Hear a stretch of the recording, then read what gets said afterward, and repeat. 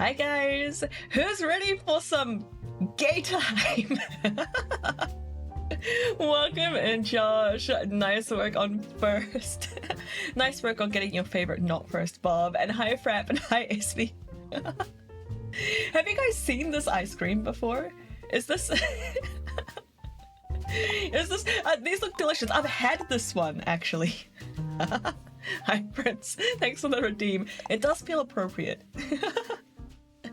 I have seen this in Australia when I was it a honeymoon that we were there? When I was actually in Australia, we saw this and we went like, okay, we have to get this for the memes. And it was like, it was okay. It wasn't amazing. The fact that it was called Gay Time Unicorn definitely made it better though. When I was actually in Australia, yes, so you live there. Everyone knows New Zealand isn't real. Hey! Don't break the immersion for everyone. I would also like to draw everyone's attention to what is probably the best the best slogan on an ice cream ever. For delicious chances to have a gay time.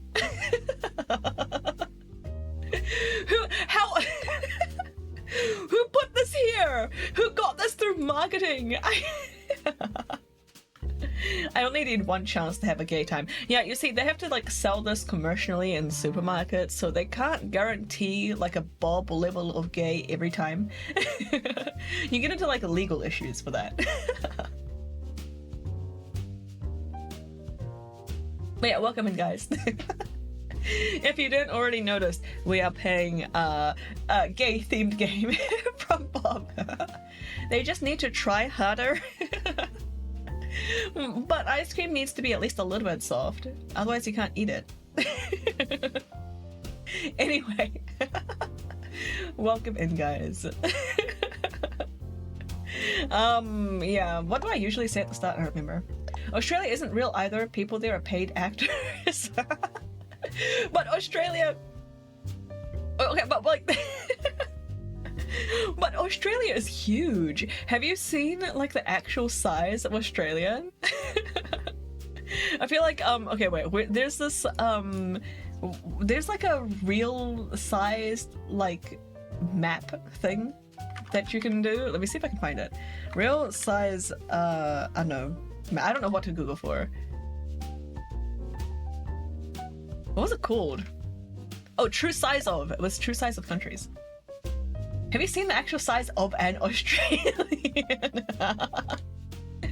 Okay, wait. I'm gonna show you this now. I hope this works on the window capture. Okay, so this is a map where you can like take a country and like drag it around. At least you're supposed to be able to drag it around. Why can't I drag it around? Okay, it's not working. You're supposed to be able to take the countries and then drag it over to compare, but I guess that's the wrong map. Hang on, let me see if I can find the actual one. I've seen, but what else is large? Mother Russia. I feel like the ones near the poles are real. Where's the interactive one? Oh, I found it. Okay, it's this one. So you can like grab a country and like drag it around. So this is the United States. This is the entirety of the United States. And like this is what it looks like on top of Australia. I guess it doesn't include Alaska, but how do I get rid of this? Guess I can't. This is how big Australia is. Yeah, isn't this cool? Let me link it to you. It has a bunch of crap in the URL. TrueSizeOf.com hopefully works. This is the website I'm using. Yeah, isn't Australia massive? Look at this. They're just hugging. Yeah, it's like the size of US. I feel like the only thing is that like the middle of Australia, like everything that's not touching the water is just barren wasteland. Nothing There's nothing there. New Zealand is bigger? What? Wait, let me, New Zealand. Let's bring this up. Here we are. New Zealand is this big. Majority is submerged. Oh, that doesn't count. We don't have like New Zealand Atlantis. There's nobody that lives in the submerged areas. But yeah, this is how big New Zealand is. Do we have any other countries we want to try while we're looking at this?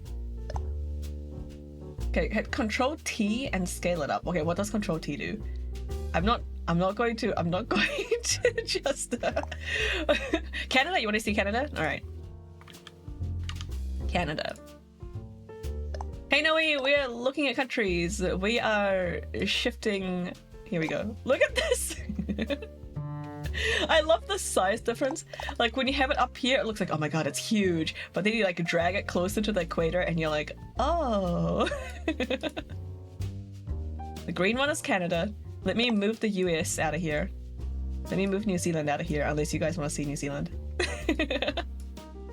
This is Canada overlaid on top of Australia. Russia was mentioned earlier, right? Oh my god, why? No way! Everything's upside down! Okay, well at least it's upside down for you guys too. Let's see Russia. Russia got mentioned. I want to see how big Russia is. No, look at it shrink. Well, there we go. Still is Australian now. I was actually born in Australia. That is my birthplace. It is so hard to use this when my screen is upside down. Damn it, Noe. Also, hi, welcome in. No one wants to see New Zealand, but New Zealand! No, we have to have it. Look, it's even bright red. I'll stick it right in the middle so you can't ignore it. Majority of Canada is just lakes, is it? I don't know my geography very well. Don't lie, Sil. You weren't born. You hatched from pure spite. That is the most accurate depiction of my birth I have ever heard. Yeah, anyway, this is how big Australia is. And the US and Russia and Canada, it's all like kind of like a lot more similar than you'd expect, honestly. Let's drag Japan on here, why not? That's the other place I lived. Yeah, let's get Russia out of here. One day you went to a bakery and you were like, yeah, why not? And ordered a cinnamon roll, and that's how you got Lily. That's totally what happened. How do I get rid of Russia? You guys, how do I delete this?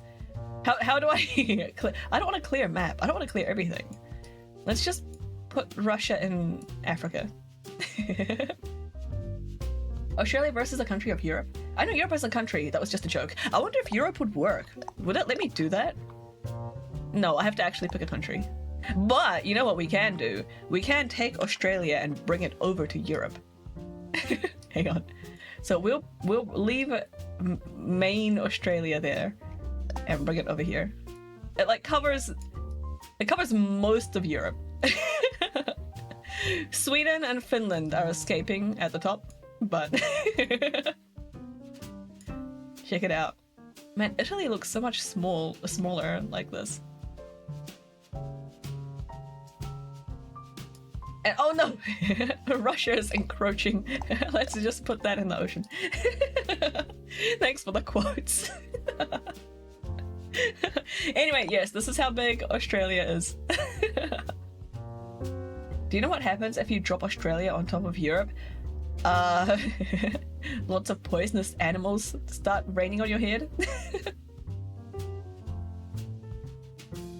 I don't know, what would happen if we... Also, I'm gonna swap over to the game now. This was fun. But I am hoping to raid into red later today, so we need to get started on the game.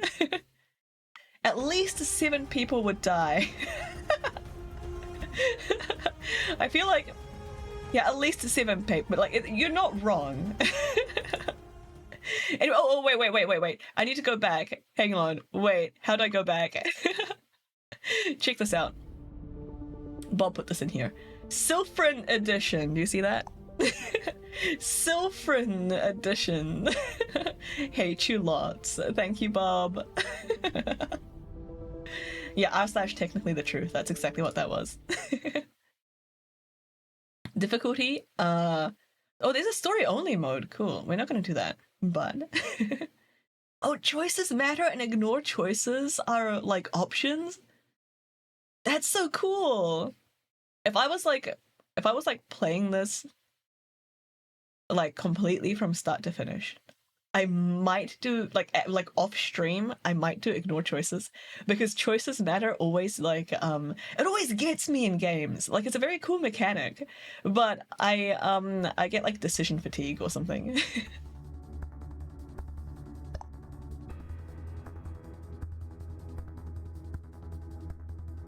Sorry, I'm a bit sniffly today.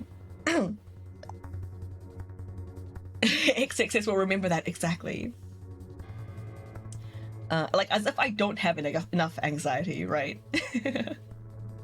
Alright, Jake looks down the hallway of doors before figuring the easiest place to start would be his own door. Start what? What are we starting? He approaches it and attempts to turn the doorknob, but it won't budge.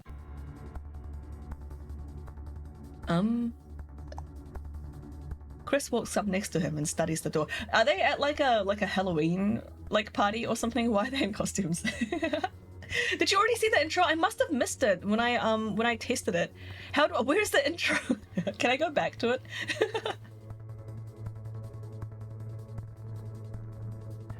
Did you start this offline? I always main menu intro. Okay. Yes. I always prologue. I always like get into the game a little bit off stream to like test audio and stuff. Sorry, prologue. Yeah, okay. Oh, I was here earlier. This is where I was like testing some stuff to make sure it would like work and capture properly on the display, and then and then I don't click on it when I start the game. All right, Jake heads out from his dorm room on Saturday morning to meet Nate for breakfast. Nate's waiting outside the building where he and Dan live, and he smiles at Jake when he sees him. Morning, babe. Dan left his keycard again, and as much as it would serve him right not to be able to get back in while we're out, we should probably make a stop to drop it off before we eat. Is that okay? Yeah. Nate nods and holds his hand out, and Jake takes it, being comforted by his boyfriend's touch and swallowing the nervousness as he always feels whenever Dan comes up. The two of them start walking towards the student center.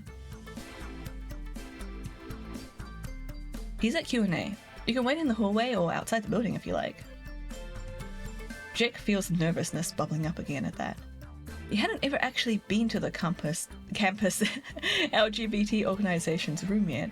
The closest he'd come was a few abortive attempts where his nerves had gotten the better of him in the hallway. Wait, the LGBT organization has like an entire room to themselves? That's really cool.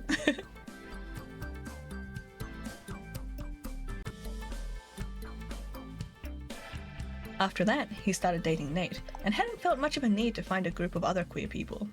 Besides, his close friend Chris had come out when he had, and that had some conversations too. Is that unusual? Basically every University of Merrill has that. Though my one, I don't think my one had that.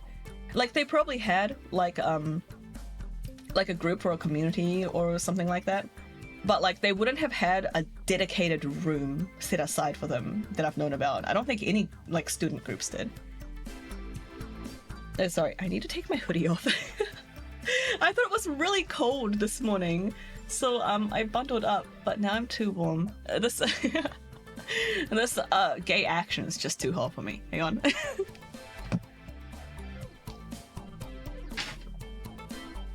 Okay. Yeah, I don't think any student groups had a room to themselves. But I could be wrong, because I didn't participate in any of them. Thanks, Bob.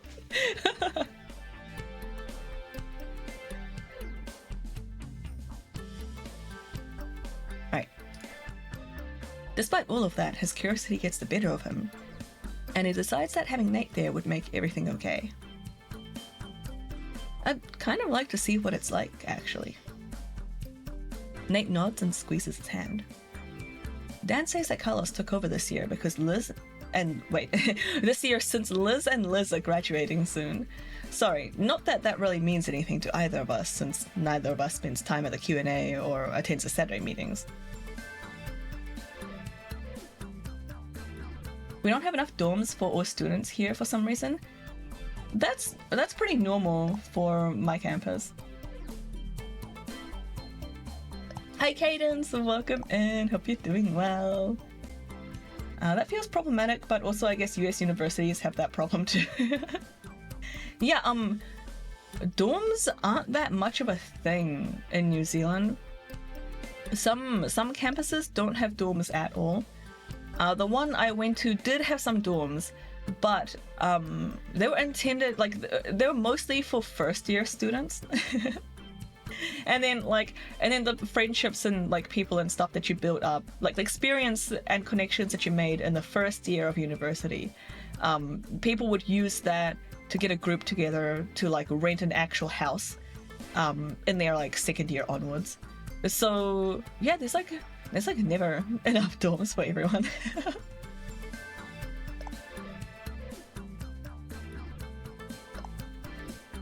For example, I didn't stay in dorms because of lack of privacy. A room is for 6 people. Yikes. Yeah, I was in a place like that in high school actually. My high school had like a little hi Tag. Is this Zags or yearning? It's kind of neither. It's Zags, the role we play. The category is yearning because that's Bob's other game. And that's like, I think that's his only game that's actually like in Twitch as a category. I thought that was better to pick that one instead of games and demos. Like, it's a bit more accurate.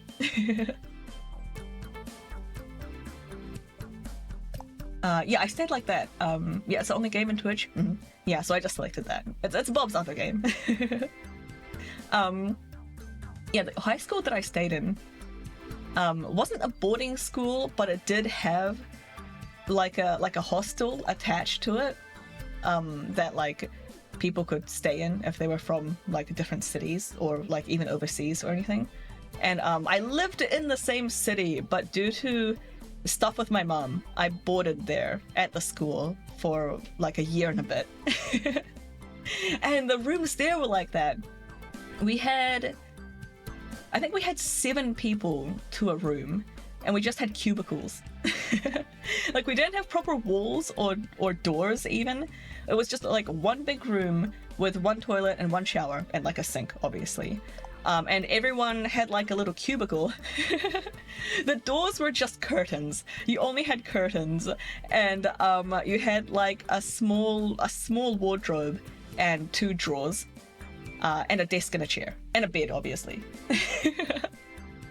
It was like I lived in a cubicle for like over a year. No idea what Twitch uses to select categories. Yeah, I don't know either. You boarded there because she made a bed out of crates. No, that was after. That was like 5 years after. She made a bed out of crates when I was in college, not in high school. Anyway, what we're doing, Jake remembers that Carlos is Chris's old roommate, Adam's best friend, and also one of the many people that Dad regularly hooks up with, but is still a little surprised by the news. Carlos had always come across to him as nervous about his sexuality, despite his activities with Dan. You've been to the Q&A before, right? I have. I went a couple of times my freshman year, but it didn't really feel like something I needed to keep doing. Dan needed an environment where he could be even more unapologetically gay, I think. But I've always found it a little strange to associate based on sexual orientation. You opted to rent a single-room apartment? Man, I would have if I could have afforded it. I really couldn't though, but that would have been like my dream. I love being by myself. I love being alone in my own dwelling. I would have absolutely had a blast in like my own single room apartment.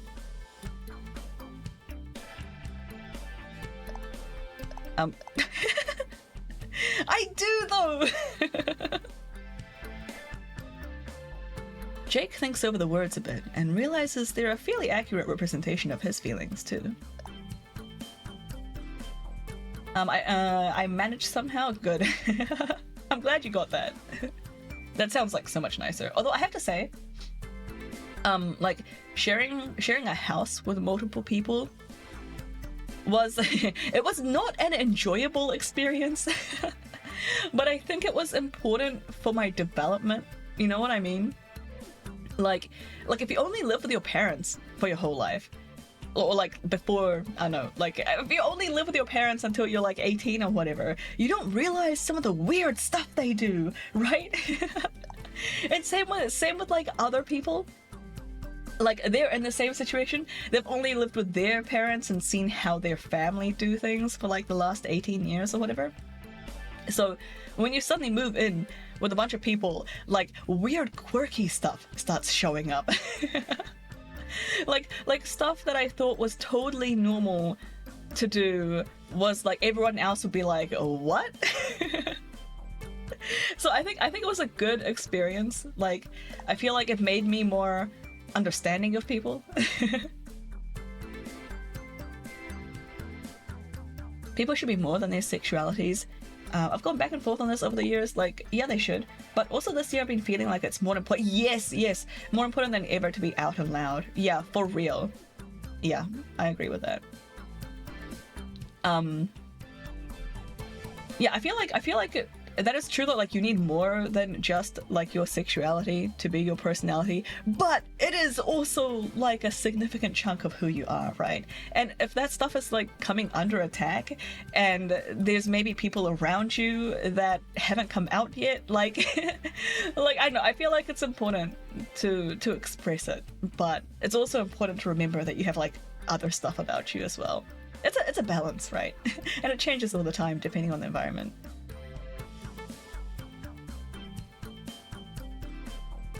I feel the same way. I tried to go a couple of times, but got too nervous. And then I had you and Chris, and it felt like I don't need that anymore. I've totally read this last time. Nate smiles at him. Don't get me wrong.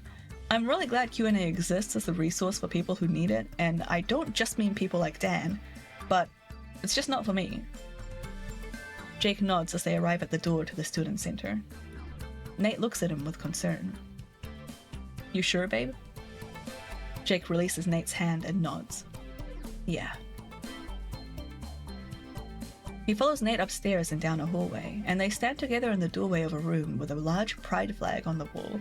He recognizes Carlos at the front of the room speaking. And the final thing for today is that we're having a Halloween party this Wednesday, starting at 7 p.m. A sexy costume party. Jake looks over at the source of the voice to see Dan sitting on a couch, grinning at Carlos. He recognizes James sitting next to Dan, the blonde man seemingly uncomfortable at Dan's mere presence. Dude. Everyone wear your sexiest costumes. Show lots of skin. Costumes are optional, and please remember school guidelines for appropriate clothing around campus. Jake notices that Carlos seems to glance over at a woman at the corner as he speaks, and she nods approvingly. They have a snake in their midst. There's someone that would like tell on them. Oh, where's the fun in that? And with that, unless there are any other topics to discuss, Carlos waits for a few seconds, looking around the room. He seems to perk up as he spots Jake and Nate standing in the doorway, but doesn't say anything. Then that's it for today. Please have a great rest of your Saturday. Nathan! Jake cringes at Dan's voice. Nate gently pulls Jake into the room as the other people pack up and pass them as they leave, and Dan comes up to them, grinning. That snake looks kind of like a green pretzel. I want a pretzel now. I want one of those like big soft pretzels. I love them so much. I haven't had one in so long. They're just like not a thing in New Zealand. I don't know where to get them from.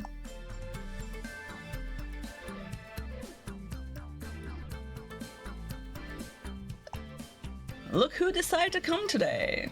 Wow, Dan. Although we can definitely make you come later too. Oh no, Dan!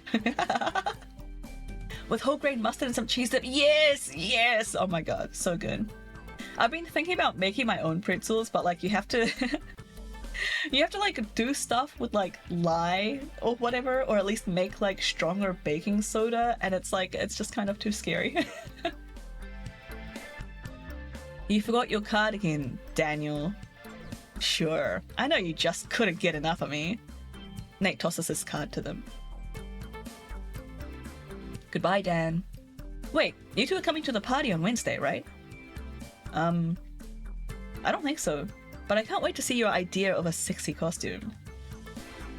Oh, come on, Jacob. I'm sure you'd love to dress up, and I'm picking out something nice for your boy. That's not my name. Jake mumbles under his breath, trying to decide the best way to leave, when Carlos comes to his rescue.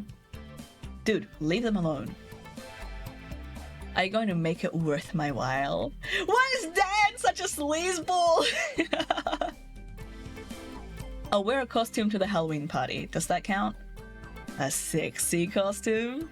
Goodbye, Dan. Nate turns to leave, and Jake follows him out the door. Sorry about that, babe. Dan's a lot, as I know you know, but he's especially a lot at Q&A. Nate really seems apologetic, but Jake shakes his head. It's okay. Nate nods and takes his hand again, and they walk together down the hallway, but Jake can't stop thinking about the party for some reason. I've never been to a costume party before. Nate stops walking and smiles at him. I haven't either. Could be fun to make a costume. And we know a lot of people there. Carlos and James and Dan. You could see if Chris wanted to go too, since he and James are dating. I can help hold off Dan all night, and we could find ourselves somewhere quiet off to the side and play some board games or something. Now we're talking! I am down for board games. Jake smiles, feeling a bit more comfortable with the idea now. That could be nice. Do you want to go to the thrift store and look for some costume stuff after breakfast? It'll be like a craft project. Jake feels like he's maybe getting a little too excited about the idea. Nate chuckles and squeezes his hand before looking up and nodding at someone walking towards them. Good morning, Adam. Adam, Carlos's best friend and roommate, stops walking and smiles at him. Hey dude, I was just heading to meet Carlos so we can go to breakfast. Adam seems to smile at someone over Jake's shoulder, and Jake turns to see Chris, who walks towards them. Meeting James, dude? Chris nods before smiling at Jake. Yeah, are we still playing board games this afternoon, Jake? Jake finds he's forgotten about his plans for the day and his eagerness. Oh, yeah, we should be done by then. Chris nods, but Jake still feels the need to explain. Q&A apparently is having a costume party for Halloween next week, and I thought it might be fun to make a costume, so Nate and I are going to the store after breakfast. But we should be done by then. You should come, Chico! Carlos comes up behind Chris, grinning at Adam. The last costume party I attended was a toga party at the frat house, and I'm not eager for a repeat of that. I've never been to a toga party. They look very uncomfortable. I run Q&A, dude. There won't be any alcohol there, and it'll be an excuse for you to dress up all doctor-like, which I know you've been wanting to do. Jake vaguely remembers that Adam is looking at med school after graduation.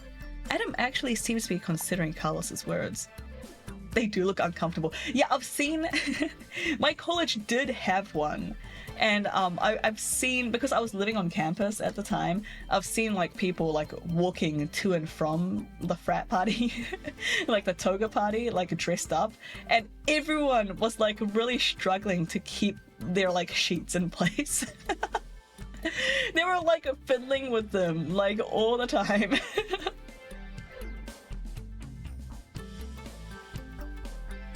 I think the people that had the best time was people that just like wore kind of like ordinary clothes underneath, and they just like draped a like sheet over their shoulder.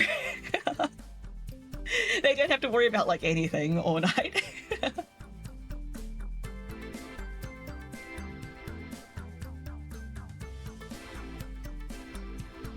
Well, maybe.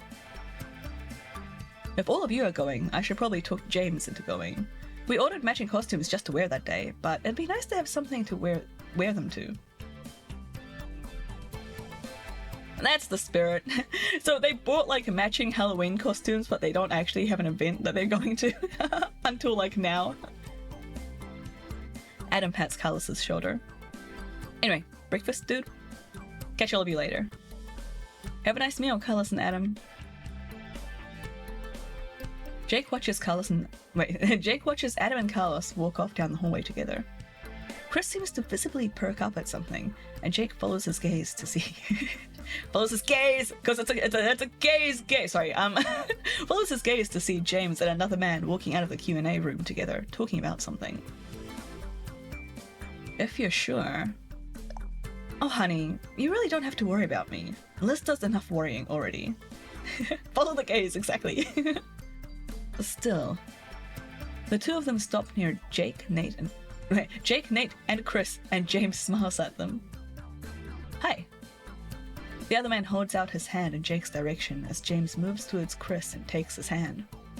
I don't believe we've met, sweetie. I'm Malik. Oh, I'm Jake. Jake shakes his hand. Were you interested in the Halloween party, James? James shrugs. Maybe. Jake never said that he and Nate were thinking about going. Well, if all of you beauties will be attending, maybe I should consider it myself.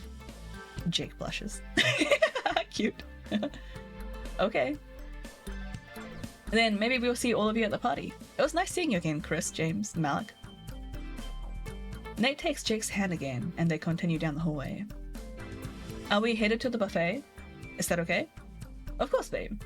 Their breakfast seems better than their dinners anyway. I don't know if I've ever had a breakfast that was like better than a dinner, like at any location. I'm just really not into breakfast food. I want like steak. Steak and fries and salad and pasta, and I'm getting hungry. And pizza. So the buffet in ZAGS is based on my college campus buffet. Oh yeah, did their dinners suck? It was often an adventure outside of breakfast. Oh my. Yeah, our college, like when I was like staying there at the dorms, they had like a food plan thing. You could have meals included with your like rent, basically. With your like dorm room costs, and you could choose whether to have 1 meal, 2 meal, or all 3 meals included in the price. And I was never a breakfast person, so I never picked breakfast. And lunchtime, like it seemed really you had to be there within certain hours to get the lunch. And because it was like so popular, you had to like, you know, line up and wait, and then like, you know, get the lunch and then like have time to eat it. And with the way that the classes were laid out, it was like I thought it was too stressful. like trying to fit that in between classes. Like I don't want to miss out on something that I paid for, right? But like I wouldn't even know if I had a gap between my classes to actually go and get the lunch, let alone time to like stand there and actually get it because the lines were huge, and I'm very slow at eating. So I wasn't sure if I'd even have time to eat the lunch anyway, so I didn't bother getting it. I paid for dinners, but like that was it. And in the depths of my MMO addiction, where I was spending like all of my pathetically measly disposable income on the game that I was playing, I spent way too much money, oh my god. That one dinner that was included in the rent was all I ate for the entire day. I paid for dinners, but that was it. So still breakfast and lunch for the university. No. You can purchase the lunches like individually, like you can go there and like buy their chips or wedges or something without it being included in the meal plan. You could just like pay at the time. So I did that a couple of times because their wedges were really good. But Yeah, I never got their actual lunch. It didn't seem worth it.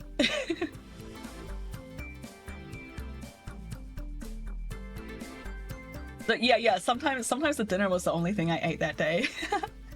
And sometimes, like, it really sucks if it's like your one meal for the day and you like go there and you pick it up and it's like full of stuff that you hate. It sucks. There was a few times where like they messed up or something and I had like a really small portion for some reason or other. I can't remember why.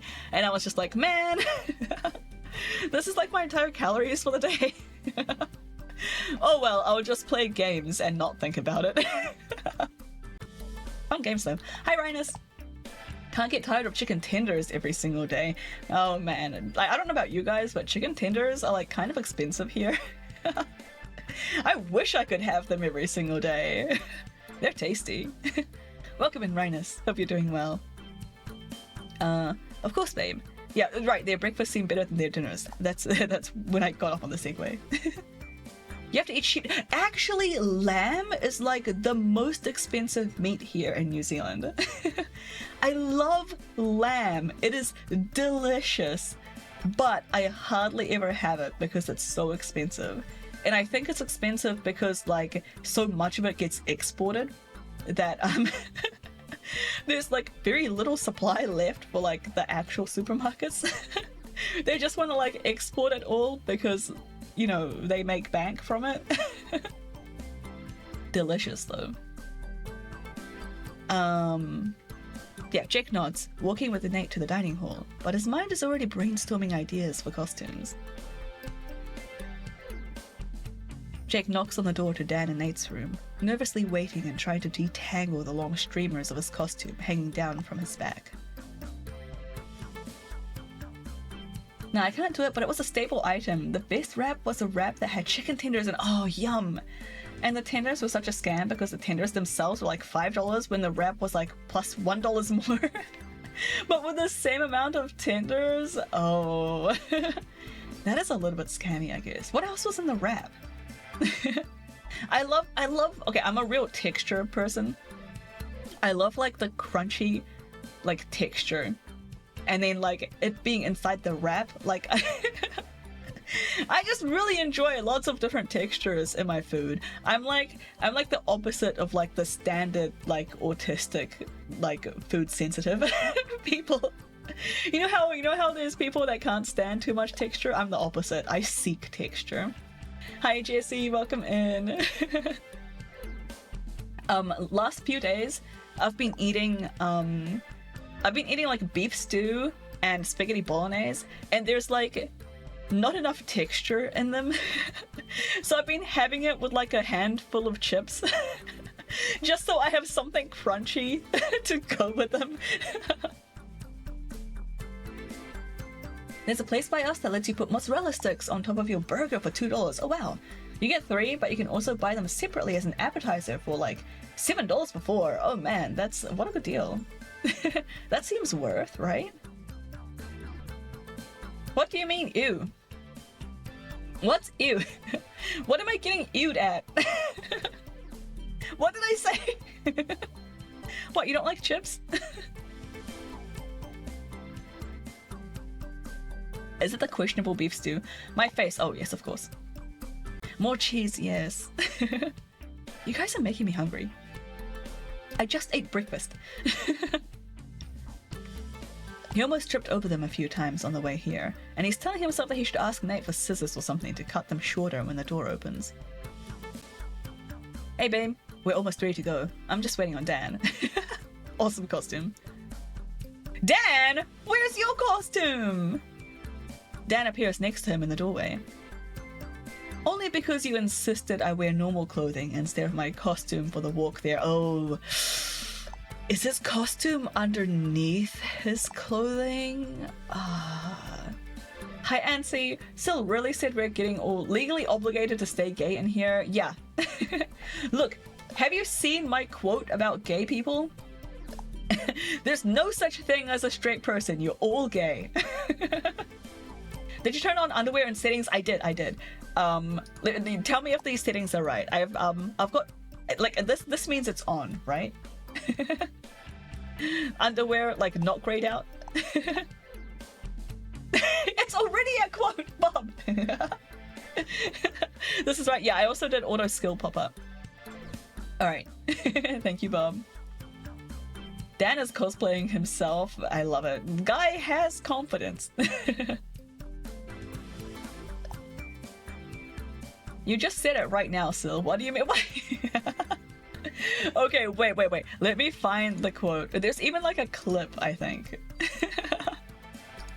It is quote number... Where's the quote system? Here. Here, it's quote number 661. Oh my god, I have a lot of quotes.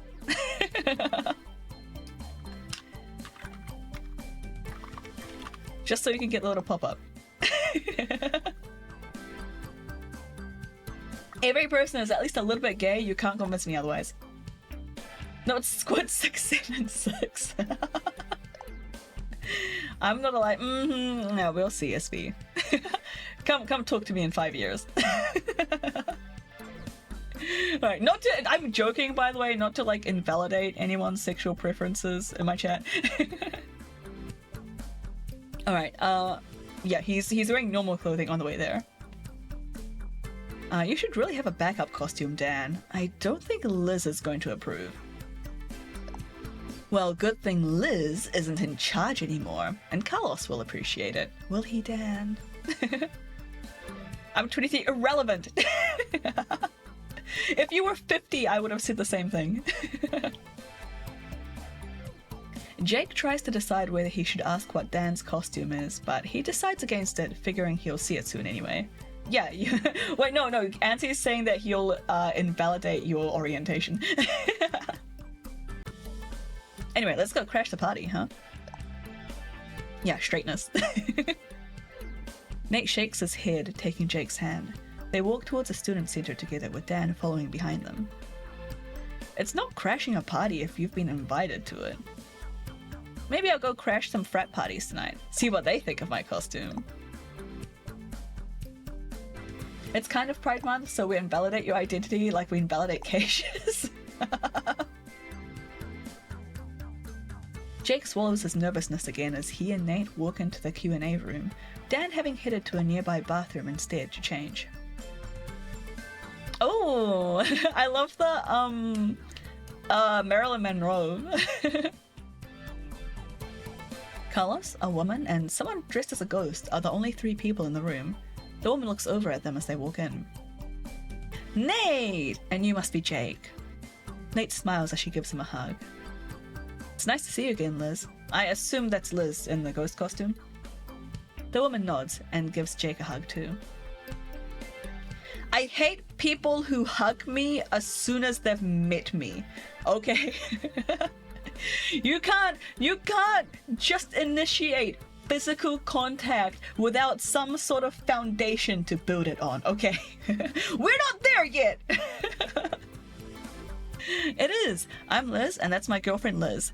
Most people call me Liz G, I call her Liz B, since it can be confusing otherwise. But we're both Liz, so that's fun.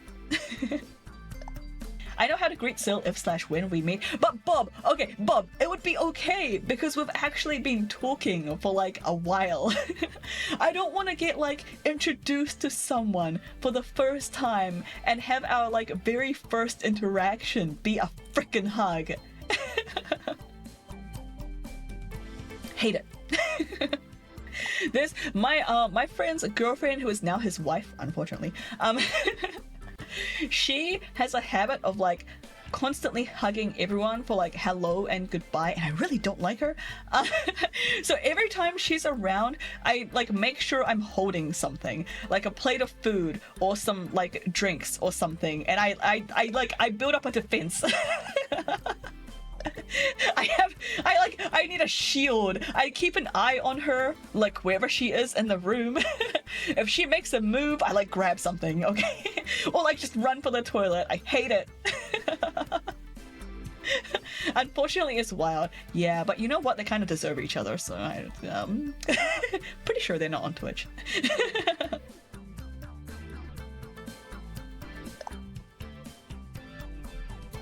I have to shit, still runs. I would. Dude, I escape to the toilet so often at parties. Like, I'm not even joking. Oh no. Yeah, that's me mathing wrong. That's me confusing days in a month with minutes in an hour. Silk takes laxatives before parties. You don't know! Okay, for real though, toilets at parties, fantastic place to hang out. If you can do it without inconveniencing too many people. It's like quiet. People usually don't try to bother you. The temperature is usually a bit colder. I like it when it's slightly cold. like it's less overwhelming. Whenever I get overwhelmed by like the sensory stuff in the party, I just have to like retreat to the bathroom for like 5 minutes. I'm pretty sure all of my college friends thought I had IBS or something, but toilets, my man, where it's at. Still hangs out with the pets. Yeah, I'm usually hanging out with the pets. Yeah. I don't do parties. Yeah, I avoid parties where I can. I've tried to like, before I realized that I was autistic, I was like, I should try to be normal. I should do like the normal things that everyone else does, and like maybe I'll warm up to them. So I even went clubbing a couple of times. That was horrible. Holy cow. Never again. Done. Awful. Anyway, yeah, this was before I clicked to the whole autism thing. So I did a lot of stuff that put me out of my comfort zone because it felt like that's what I was supposed to do. Like, not just those things, but also being out of my comfort zone. Like, you know how that's like a thing? People are like, oh, get out of your comfort zone. Do like XYZ. Maybe you'll like it. I never liked it. I have a comfort zone for a reason. But yeah, normal is so overrated. You're so right, SV. Alright. Jake nods as the ghost comes up to them. I like your costume, Jake. Oh, thank you. He's proud of how it had turned out, but still blushes at the compliment. You're that cat from the internet video, aren't you? Yeah, the Mew cat! Oh, well, that's adorable. I'm Marilyn Monroe. You'll never guess what I am. Carlos seems to be staring at Nate, contemplative. Okay, I give up. Your costume looks really familiar, Nate, but I can't quite place it. Oh, I'm Nathan Blake from the upcoming video game Undiscovered. He came to mind because of the name, and it seemed like something I could possibly find clothes for on short notice. That was smart. I like that. Dude Manjo, welcome in! Congrats on your 50 library card swipes. You now have one opportunity to torture me. Hope you're doing well. How's it going? We're being gay in here today. Congrats on having the ability to make Sil play a rhythm game. Please, please no more rhythm games. No. I can't. I hate, if you make me play a rhythm game, I will play for the minimum 2 hours and then I'm done.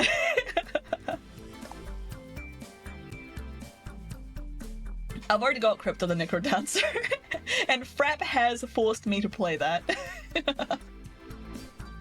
Thanks for the cursed glasses, Auntie. What are the rules for games? You can basically request anything you like, but I might reject them depending on a few factors.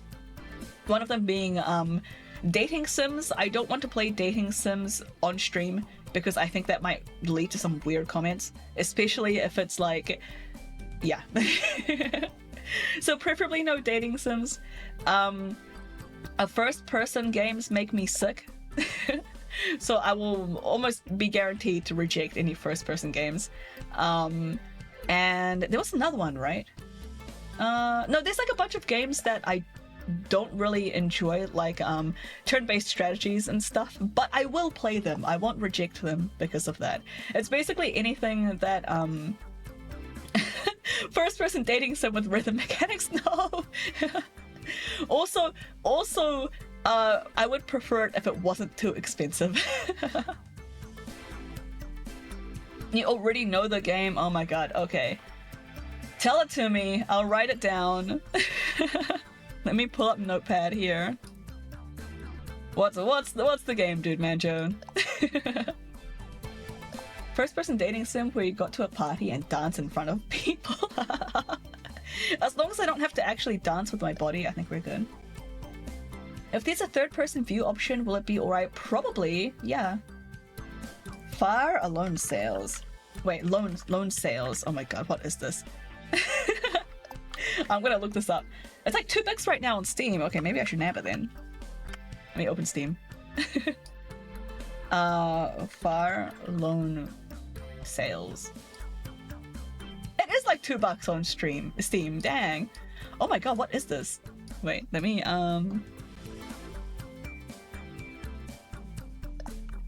what is this? Atmospheric adventure post-apocalyptic 2.5D. This sounds good. Traverse a dried-out seabed littered with the remains of a decaying civilization. Keep your unique vessel going, overcome numerous obstacles, and withstand the hazards of weather conditions. How far can you make it? And what will you find? This looks cool! It's 90% off! If you enjoyed it, it has a sequel? Oh, neat. Honestly, this looks like a still game, right? This looks great! A zombie-free post-apocalyptic. You know what? I appreciate that. I'm not a big fan of zombies. I will play zombie games, though, if you make me. Vehicle adventure game. Yeah, so you have to, like, perform vehicle maintenance. Look at all these awards it has. This looks solid. Awesome. The video is playing with audio. Please don't do that. This looks neat. Yeah, I will totally get this. I'm gonna leave the window open so that I don't forget and miss out on the sale. Thank you, Dude Manjo. That looks legit cool. I can't wait to play it. I might, what else do I have lined up? We're doing Bob's request right now. I don't think I have any other games. Oh wait, no, Red Flags asked for Metal Slug 1 and 3. So I might be able to play this in like two or 3 weeks. Maybe 4, depending on real life stuff cancelling my streams. But yeah, I'm excited to play it. That looks cool. Thank you, Dude Mancho. Specifically not 2. Yeah, I asked him about that and I can't remember why. Oh, I think it was because he had 1 and 3. So he was just gonna give me the keys for it. That was very nice of him. Alright. I've been seeing ads for that. Wait, ads for what? Oh, yeah, Undiscovered. Alright, I've been seeing ads for that game, and some brothers have talked about it at the house. You did a great job, dude. Jake looks Carlos over, trying not to stare at Carlos's revealing swimwear and his bare midriff as he reads Carlos's shirt. Ow! Thank you for the hydrate, Nancy. The first time I showed up and saw the card system, I knew that game I'd recommend. Oh, cool! I love it. You were just like waiting like 50 streams. Athens Olympics. Are you some Olympic swimmer? He's Michael Phelps. Or just any Olympic swimmer is fine. Doesn't have to be Michael Phelps. I feel like if you're like cosplaying Michael Phelps, you should like wear flippers and paint them to match your skin tone so it looks like you have giant feet. Help me get out of the— wait, help me get some more of the snacks out, babe. They're a little hard to maneuver in this. You should cut armholes at the sides. Yeah, that's actually a great idea. Liz B seems to object, but the Lizards head together to the corner of a room with a to a corner of the room with a table, set with some soda and bowls for snacks. I'm glad you two could make it. How do I check my punch card again? I think it's just !card. I probably need to say hi more when I lurk to get punches. Yeah, you can also just redeem. The lurk redeem. Like if you just want to lurk and nothing else, lurking the lurk redeem will do as well. I mean, redeeming the lurk redeem. Now, why is that so hard to say? Immersion of Ghost is gone if you can see the limbs though. Maybe if you like if you had like creepy white limbs. By the lurk redeem, she means disapprove. Hey! Yeah, what were you at? 33. You got this, Nancy. That emote is so cute. Oh my god. That's adorable. I love it. I'm glad you two could make it. I am not clicked into the game anymore. Here we go. Thank you for having us, Carlos. It's a university-funded event, technically, since we are a university-funded organization, so I'm not having you as much as the entire university is having you. Phrasing? In the butt! He even said it! Oh no, I'm Dan! Dan walks through the door wearing a giant green leaf over his underwear and nothing else.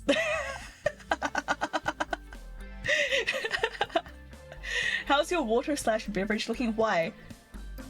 Why? What do you mean? I have like a...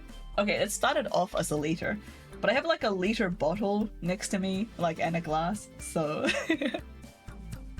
Okay, I guess. Nice beverage there, Sil. Would be a shame if something happened to it. What do you mean? What are you guys implying? What are you getting at? Dan, I thought we agreed you'd wear shorts at least with that. No! I'm so scared of what these guys are going to do to my water right now. Thank you for the forced break, Ansi. We are going to take a 6-minute break in like 13 seconds. I can refill it now. I didn't need a break to refill it. I do have to pee though, so... Wait, is that what you meant by refill it? Anyway, I'll see you guys in like 6 minutes.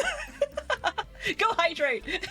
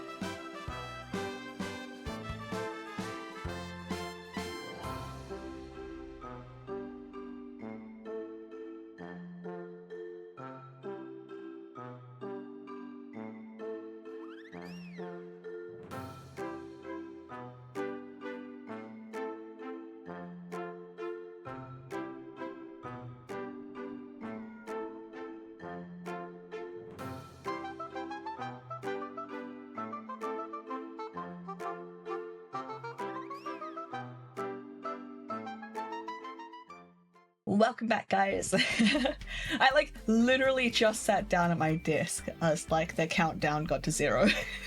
Nailed it! Peak efficiency. Welcome back. I hope you guys hydrated, grabbed a snack, did anything you needed to do. I love it. We're like over an hour into the game and we're still in the prologue. I keep stopping and getting distracted. That's great. I have ice cream now. Oh, what flavor? You can't just say ice cream. You can't just leave it at that.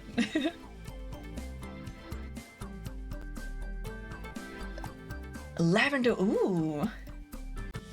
Dan, I thought we agreed. Yeah, he was supposed to wear shorts. Do these not count as shorts? It's the anti-pat ice cream. Oh yeah, he's allergic to lavender. But then it wouldn't be as sexy. Nate just sighs as Dan looks Carlos over leeringly. And that's way too much clothing, Carlos. This is supposed to be a sexy costume party? You're a swimmer, right? Swimmers don't wear shirts. Like ever. I'm Michael Phelps, and I would appreciate it if you wear a little bit more than that since we're in a public space. Butt and crotch are covered. It's not my fault you're staring. Besides, I'm Adam from the Bible, and Adam doesn't wear anything at all, so I'm significantly more dressed than he ever was.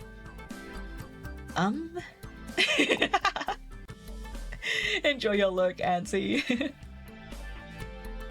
Adam walks in through the door and Dan laughs. Not you! I'm dressed as Adam from the Bible! Although I certainly wouldn't mind if you weren't wearing anything at all. Dan, be nice. I'll take my shirt off if you behave yourself this evening.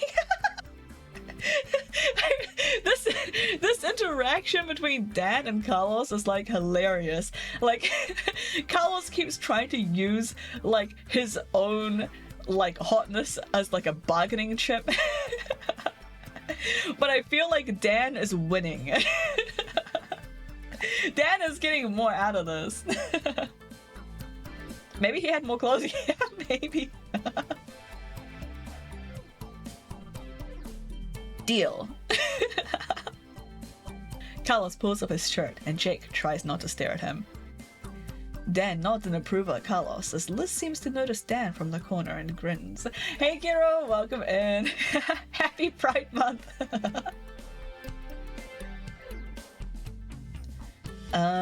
Daniel. Much better. That's my cue. I'll go help Liz and Liz set up the snacks. Gay! Carlos seems relieved as Dan makes his way to Liz's corner, and then looks at him up and down. Looks good, Chico. The scrubs and coat suits you. Where do you get the scrubs from? I love that. Oh, thanks. I wasn't sure about the lab coat. Is it too much? The coat screams doctor to me more than the scrubs do. What's it look like without? Adam pulls the coat off and Carlos seems contemplative. No, definitely with the coat. You could just be a nurse or something without it. I was just thinking that. You say that like there's shame in being a nurse. Nurses do a lot, dude. Maybe more than doctors even. Yes, but... but you're going as a doctor. Being the first human doesn't mean he didn't have clothes. After all, there's everything in heaven according to all 3 holy books, as far as I'm aware. What, like in Eden? Pretty sure it was just them and a garden, right? Well, nurses don't go through 4 years of med school, and I know how much you're strangely looking forward to that, so wear the damn coat, Chico. Malik walks in there, let's go! Malik walks in the door wearing a dress and a wig and sporting some sizable boobs as Adam pulls his coat back on. Well, hello there, sexy. The medical garb suits you, sweetie. Thanks, dude. Jake realizes he's staring at Malik's boobs and quickly looks away. I'm going to grab a soda. Excuse me. Adam heads to the corner with the food, while Dan wanders back over and looks Malik over. And what is that? Well, you didn't attend the drag show last year, so I thought I'd bring the show to you. You really shouldn't have. But more importantly, that is very much not in the spirit of the sexy theme. Right, like you parading your naked self around is. Stop it. There is no theme. There was no requirement to dress up. Malik, you look very nice. Dan, go put some shorts on or something under there. I'm putting my shirt back on. Yeah, that was the deal, wasn't it? Doctors actually go through 6 years here. Yeah, I don't understand the American schooling system. It's weird. They're like already out of high school, but they have to do like general education stuff or something before mid school. I don't know. I'm I'm confused by the whole system. Over here, you just go straight to doing the degree that you're doing. You don't get a high school 2.0 experience in between. That's super weird. Fine, whatever. Excuse me. Dan heads out the door and Carlos sighs. Thighs! I'm sorry, his thighs are right there. Sorry about that. Malik pats his arm. You handled that very well, sweetie. I know you're not American, but I was talking about the American system because this game is set in America. Yeah, them thighs. You handled that very well, sweetie. You wish you had that here? You wish you had High School 2.0? It's a pointless waste of time. All they do is like take your money for it. Like you don't... It's stupid. Malik looks over at the wall, which Jake suddenly realizes covered with cut-out Halloween creatures in addition to bats and ghosts hanging from the ceiling. I thought you thought I was American. No, I know you're in Europe. But like this game is set in America, so like all the like mid-school stuff they're talking about here is like American. Those decorations are a little spooky, aren't they, honey? Oh yeah, Dan picked them out. Should I have said no? Of course he did. At least they're festive. Anyway, excuse me while I go grab some snacks. Nate puts a hand reassuringly on Jake's back. Are you okay, babe? Yeah, just... Hi. Jake turns to see James and Chris walking in the hallway. They have matching outfits. I thought the Star Trek one. That's so good. College here is useless when nearly every job pays a minimum wage. Oh no, really? What's like the stigma like about going to college? I know in America and like to a certain extent here in New Zealand, there's like this expectation that you just go to college even if you don't know what you're doing and waste a whole bunch of money and time like just getting quote unquote educated. But like in my opinion, unless you're actually going to use the degree that you're studying for, like that's what you're planning to do, there's kind of no point going to college. Just go straight to the workforce. Is there that same kind of like pressure in your area where you're like just expected to go to college after high school? Because I know there really is in America, or at least in like a lot of parts of America. Jake turns to see James and Chris walking in the doorway, dressed in matching uniforms. James raises an eyebrow at Carlos's shirtless state, but doesn't comment on it. Jake feels relieved that there's someone else here who actually knows now. Who he really knows now. I'm glad you made it. Sorry we're late. Dinner went a little over. Did you guys go to dinner in your Halloween costumes? You two are from that space show, right? Space Trip? James nods. A space trip. It's expected by the elders, but the unemployment rate for college educated is high. Oh no, is it? And some even pressure. That sucks. Yes, Voyager, specifically. Best series. Jake tears his gaze away from James and realizes he's still holding the board game he brought. He holds it out in Carlos's direction. Thing is a mixture of Asia and Europe, but everything sucks. Oh, I brought a board game in case people wanted to play. It's Bonanza! We have that one. We call it the bean counting game. It's Bonanza, so it's pretty good with a lot of people and involves trading. Great. You can sit up on the table or something if you like. Jake nods and moves in that general direction, but his feet get tangled up in one of his long streamers and he trips. Wasn't he supposed to cut those? Yeah, it's just a bean game. Yeah, we often refer to it as just beans. Or, what was it? Bean farming or something? It has like a lot of nicknames to the point where like I couldn't remember the actual name of the game. What's that? I will show you. You know, let me pull up, what did I have it captured before this one? It's a card game. Bonanza. Images. Perfect.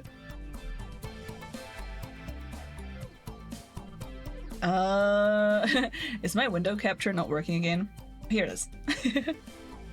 This is Bonanza! Let me, So this is what the box looks like. You're farming beans. Here's some cards. So the whole game is just played with like a bunch of these cards. And, can I zoom in on this? Not really. New tab.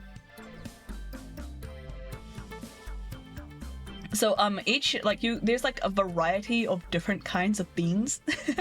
And the number that's on the card is how many beans there are of that type in the entire deck. And you're basically farming them. The more that you grow, the more money you get when you like decide to reap them and sell them. And like it's mostly like a bartering system. Like on people's turns, like cards gets revealed, and then people try to like bargain for the beans that they want. So like it's quite a fascinating game. The rules are really simple, but yeah, barter and also a little push your luck. Yeah. It's very I don't know. It's like what Monopoly should have been, honestly. It's kind of like an economics-y game, honestly. You're like, somebody will have like a bean that you want, and you're like, hey, I'll trade you one of these beans for like this thing. Or what's really common is a boon. So a favor. So you can say, I can't give you anything that you want right now, but I'll give you a boon.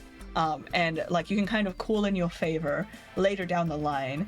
And if I recall correctly, the rules specifically state that you have to honor the boons as if they're actual items.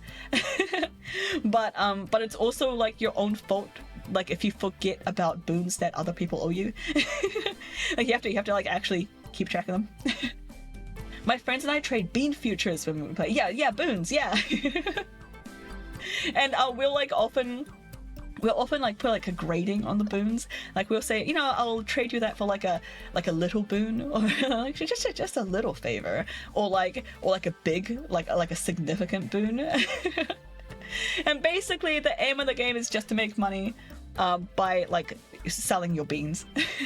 And the person with the most coins at the end, and the coins, this is a really cool mechanic, right? The game is played by going through the entire deck. What was it, 3 times? I can't remember, Bob. It's 3 times, right? But this is what the back of the cards looks like. It's a coin. So whenever you sell your beans, you flip over like the corresponding number of cards to display like a coin. And that's how many that's how much money you have. And the significance of this is that means that there is less of that card for like when the deck gets shuffled again. So if you sold, for this example, this blue bean, you successfully managed to sow 10 blue beans. And you're like, cool, I'm not going to get any benefit from like sowing more of these blue beans, so I'm going to sell these. So to sell them, you take 4 of the blue bean cards and you flip them over to display this coin icon in the back, and that's your 4 coins from selling the blue beans, and then the rest of it just goes into the discards and they get shuffled back in on the next go through the deck. But now, instead of there being 20 blue beans in the deck, there is 16, and you have to factor that in. You have to factor in, especially if one of the more rare cards, this cocoa bean only has 4. Hi Pat, I'm explaining Bonanza. And our red beans only have 8, so once you already harvest them, you have to remember that there's actually 8 minus however many coins somebody has already gained from it. Anyway, yes. Enjoy your lurk, Red. I hope to catch your stream in an hour. I guess more half an hour. You start half an hour early. Thanks for the lurk. And yeah, Pat, how's it going, Pat? we're talking about Bonanza. I basically just explained the whole game. Yeah, this is how you lay out your fields. It's a fascinating one. It's one of those games that's the rules are very simple, the mechanics are very simple. It's very easy to learn and pretty straightforward, but it's one of those games that's gets more complicated when you actually play it. And whoa, your friend stacks upward? I guess that kind of makes sense because the beans are growing up, but that is weird. So, but yeah, one of those games that have simple rules, but kind of the complexity builds, and winning actually becomes quite difficult. When you actually start seeing these player interactions and stuff like that. I love games like that. I think there's so much better game design than games that have a whole bunch of rules and basically Ameritrash games. If they have a whole bunch of rules and a whole bunch of flavor, and then they have to do a bunch of amendments to the rule to cover specific circumstances and stuff, I feel it's not as elegant, you know. Another game that's like this, if you guys like the sound of these sorts of mechanics, is what the heck is it called? It's the gem game, the one that Josh stole some gems from. Hey Maple, welcome in. Hope you're doing well. It's the Monopoly card game. Oh, I haven't tried the Monopoly card game before. Uno's pretty solid. I could be down for Uno. It's a good basic one. Oh, Splendor! Yeah, Splendor! That one. That's what I'm thinking of. Splendor is the same way. A very simple, easy to learn mechanics, but it gets pretty complex actually playing it, and winning it can be quite difficult, because of the way that player interactions and stuff build up. For some reason, I really dislike Splendor. Almost everyone else I know loves Splendor. Yeah, let me let me look that up for you. It's another card game. Oops, I spelled it wrong.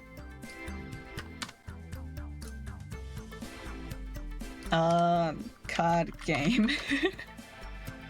Here we go. This is what the box looks like. It's card game, Splendor. Looks ominous. I swear it's not. This is what the gameplay looks like. There's cards in different tiers and gems. And gems are basically the currency.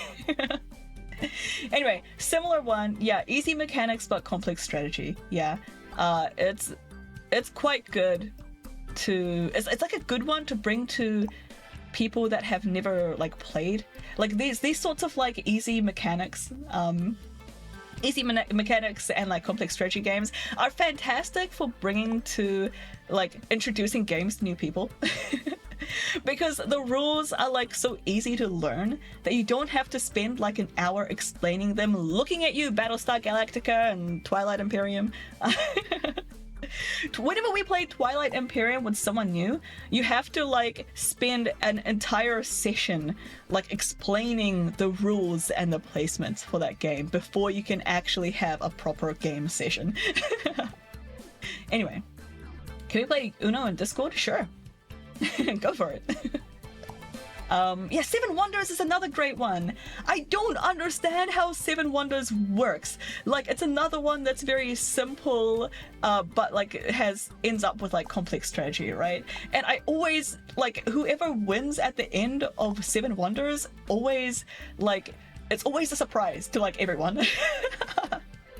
You think that guy with the military is like doing really well, he's like super scary, has like a bunch of cards, but then he ends up coming like third. And you're like, wait, what? Science dude got first? Wait, why did no one stop the science dude? It's so good. Have you guys tried Seven Wonders Duel? I have not, but I keep meaning to. We have 30 minutes for first game plus explanation, and then 15 or less for each consequence. Yeah, exactly.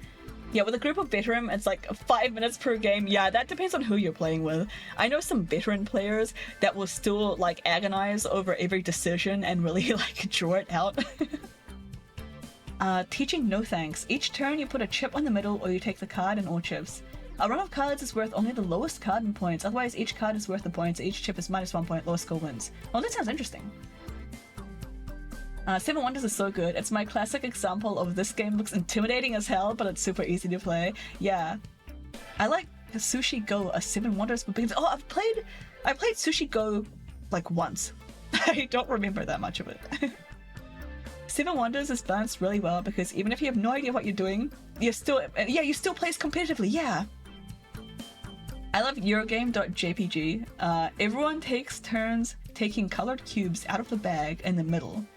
The colors mean something different. And at the end of the game, the person with the most cubes wins. That sounds interesting, actually. Anyway, that's we started off talking about Bonanza. This is Bonanza. This is what they're about to play in the game.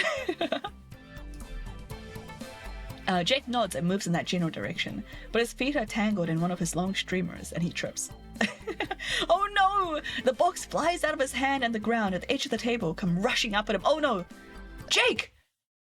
His head impacts the edge of the table and everything goes black.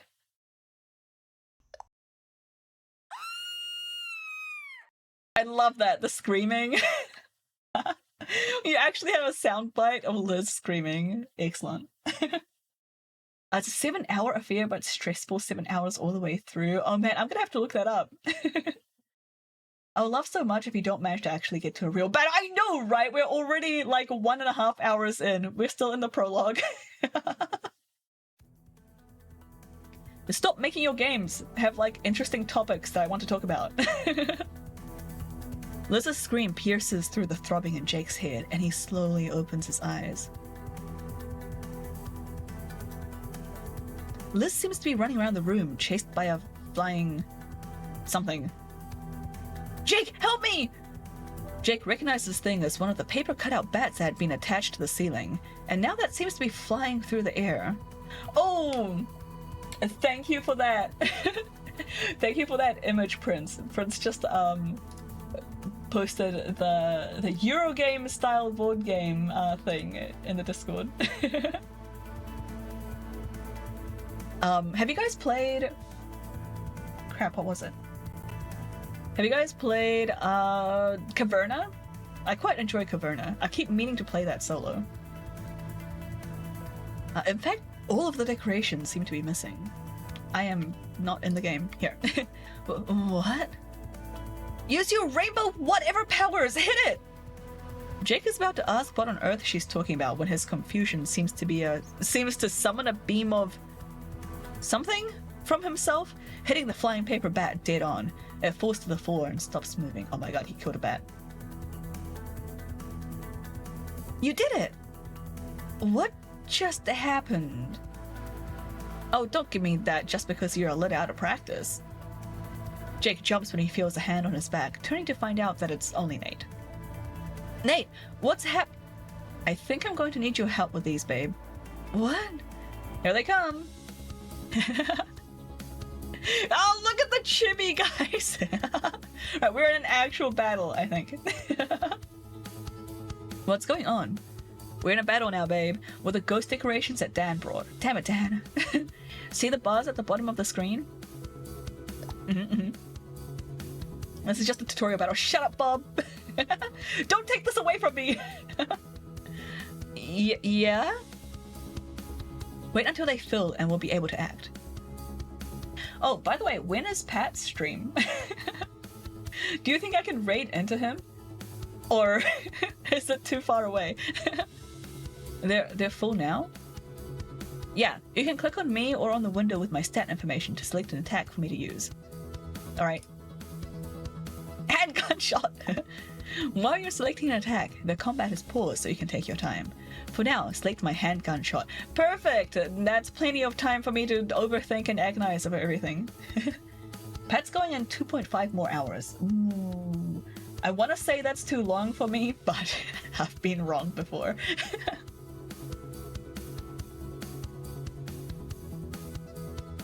Alright, handgun shot. Now select a target. Either ghost is fine. Combat is paused, yep. That didn't do anything. Yeah, it says immune. Yeah, they're ghosts, so it makes sense that bullets don't do anything to them. You might have more luck. Continue the battle in the same way using your magic rainbow skill instead. I love that it's rainbows. Let's see if that's more effective. Let's get him! Magic rainbow! Let's hit this one. Pew pew! Ow. Take that! Oh my god, what? What was that sploosh on the screen? You did it! Nice job, babe. I'm glad your magic did the trick since ghosts are, you know, incorporeal and all. Wait, what? Adam walks into the room, looking a little weary. Hey, there's more of them out there. We could use your help. Right, we'll be right there. Come on, babe. Jake isn't really sure what's going on, but he starts to follow Nate out the door when Liz tugs at his shirt. If you find any gold coins while you're fighting things, you can come back here to spend them. Why? Why are you worrying about gold in a time like this, Liz? Come on! Freaking, not communism, the other one. Capitalism. Oh, Pat, I was just asking when you were going live, because I know you're playing a Bob game too, right? Today? Spend them? Yeah, I have all sorts of fun trinkets that are exchanged for coins. They'll raise your stats and stuff. My stats? Am I in an RPG? Liz B seems to appear out of nowhere and stands next to Liz G. I'm probably gonna hang out in here. There's too much action out there for me and I don't really have any combat skills. Go get him, Jake. Capitalism law. Yeah, I know, the opposite of communism. Jake follows Nate out into the hallway. Everyone seems to be standing there waiting for him. Yeah, you're doing the playtest of this new game. Yeah, it was the daddy dating sim, right? What was effective against the ghost type? Rainbow sploosh.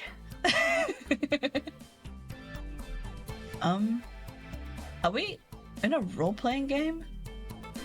Carlos laughs. I cannot wait to see Carlos's attacks. Actually, that's a pretty good way of thinking about it. All of these doors are like dungeons. He gestures down the hallway. They also seem to have our pictures on them, which is a little odd. Jake looks at the doors. Each one does seem to have a picture of one of them taped onto it. He recognizes himself in his current Mew Cat costume on the nearest door, and idly wonders where the picture is from. I hope you didn't just say Rainbow Splooge, although considering what kind of game it is, I wouldn't be surprised that's exactly what I just said. You heard me! I tried to go through Jameson's door, but it wouldn't let me. Carlos and I went through my door. There's a bunch of bats and stuff in there, and I didn't feel like we could fight them off on our own. And that probably means that the current party has to include that person to go through a given door. Jake's about to ask what Carlos means by party, but he quickly reframes his current reality in terms of a video game. Well, Jake, you and Nate seems to handle the last batch pretty well. Wanna pick where we go next? I mean, Nate did like nothing, right? Nate's hand rests reassuringly on Jake's back. You're great at this, babe. Fearless leader Jacob. For some reason, the thought of fighting a bunch of enemies with his newfound abilities excites Jake even more than it scares him. Yeah, let's go! I meant in Pokemon style of ghost type. I don't know, I wasn't paying attention. Maybe just like magic, like physical attacks probably don't work or something. Alright, let's actually start the game. That was all just prologue. 1 hour 40 minutes for the prologue. It's magic versus physical? Alright. Jake looks down the hallway of doors before figuring the easiest place to start would be his own door. He approaches it and attempts to turn the doorknob, but it won't budge.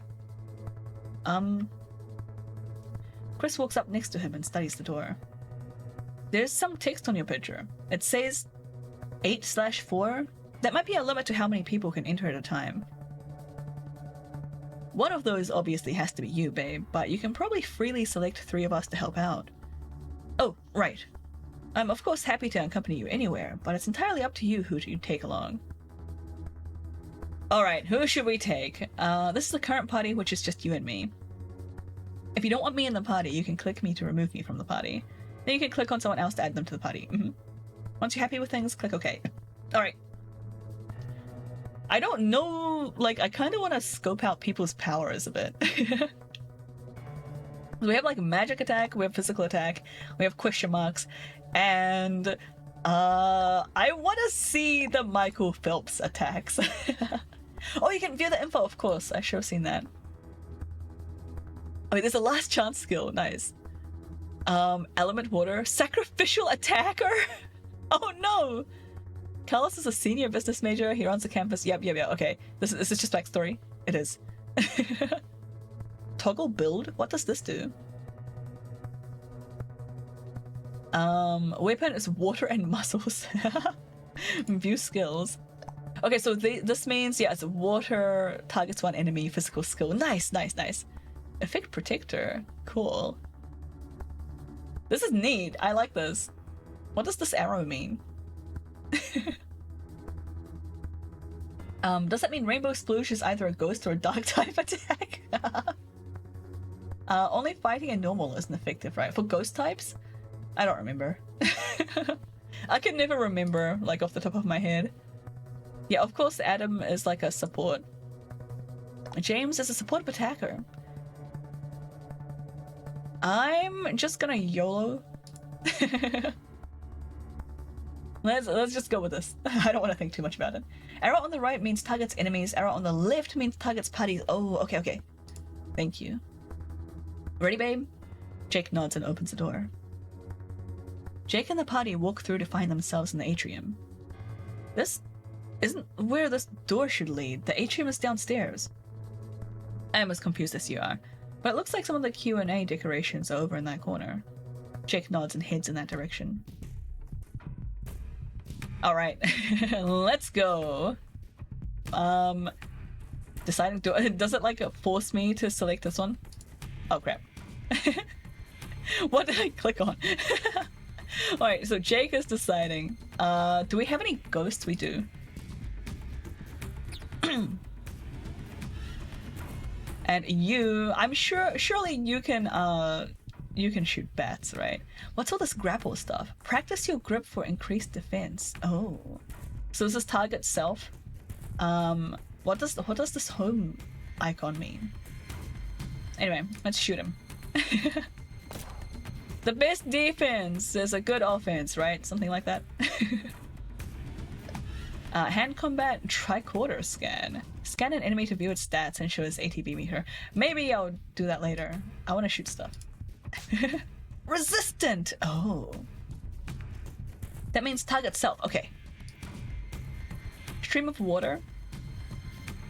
Okay, for small damage. Self buff. Protects party. Okay. Protects party how? I wanna sploosh at this one. Damn it.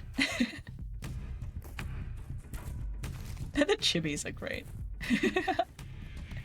Alright, Pop-Tart. Oh, you feed a Pop-Tart to an ally to recover HP. Neat. I think I'll just keep hitting them. Man, this bat has more health than I expected. There we go. I guess I'll just use this even though it's not actually that effective. Change combat settings? What does that mean? Icon and oh cool, there's like the guide right here. Neat. Oh, it's an up arrow, not a house. It's a buffing skill. Okay, okay. Immunity icons? Neat. Ooh, linking.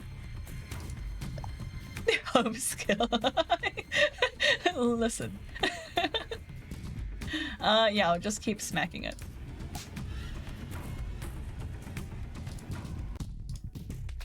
You must be dead now, right? Yeah. Victory! We got some experience! Nice job, babe. The room suddenly grows darker and Jake starts to feel a chill. As he stares at the corner, a vague something appears, and he feels a sudden sense of dread. What? Are you okay? What's that? Nate eyes the corner and Jake tears his gaze away from it. He can feel Nate's arms wrapping him up, and that makes him feel a little better. I don't know, but we can probably fight it. Jake likes the thought of making it go away, at least. Okay. As he moves closer to it, visions start to flash through his head. Sitting by himself at the dinner hall with an empty plate of food. Back in his dorm room without the usual comforting presence of Nikhil in the room. Loneliness. Babe? He isn't sure why he said it out loud, but realizes it's a fitting description for the emotions he's feeling as he walks closer and closer to the thing. It's like the personification of loneliness. Then he's standing in front of it, and trying not to get lost in the sense of despair he feels at the thought of being alone. He reminds himself that he isn't, and he's got amazing friends and an amazing boyfriend who would follow him to the ends of the earth, if the fact that they're here now with him is any indication. He steels himself for the battle. We are fighting loneliness. It's time to suppress our emotions. Alright, now I want to do the tricorder scan. Let's do loneliness number 1. 25 HP. Stealable skills. You can steal skills? Oh, reference book entry unlocked. Neat. So... magic defense is lower than defense. Does that mean that it would, magic would hit harder? How does the element things work? Ooh, we can get a description of, infects Jake with spiraling. Attempts to lean on someone fail and one enemy falls over for small damage. Oh no! Makes one enemy feel lonely for small damage. May lower defense or magic defense. Make enemy feel isolated for small damage. This is brutal.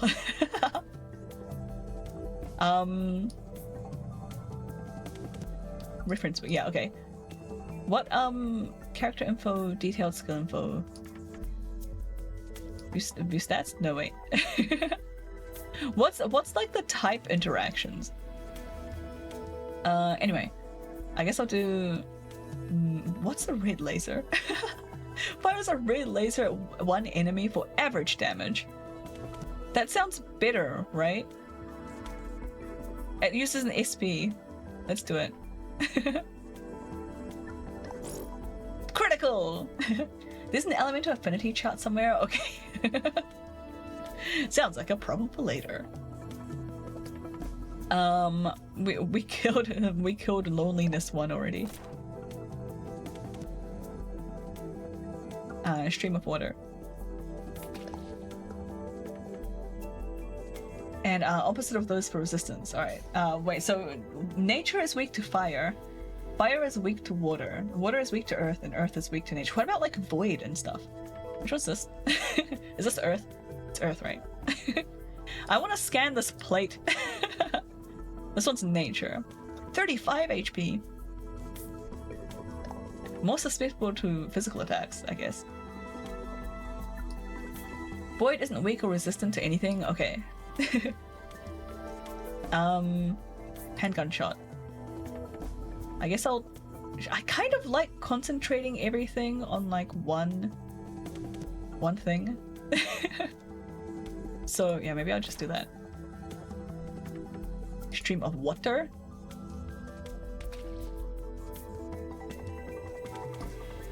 And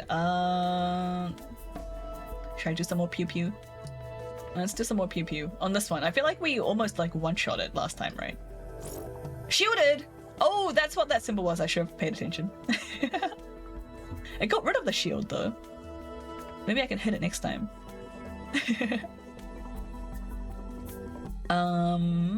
Hand combat. That's resistant. Alright. Loneliness 2 it is. Critical! Nice! We've already started hitting this one, so...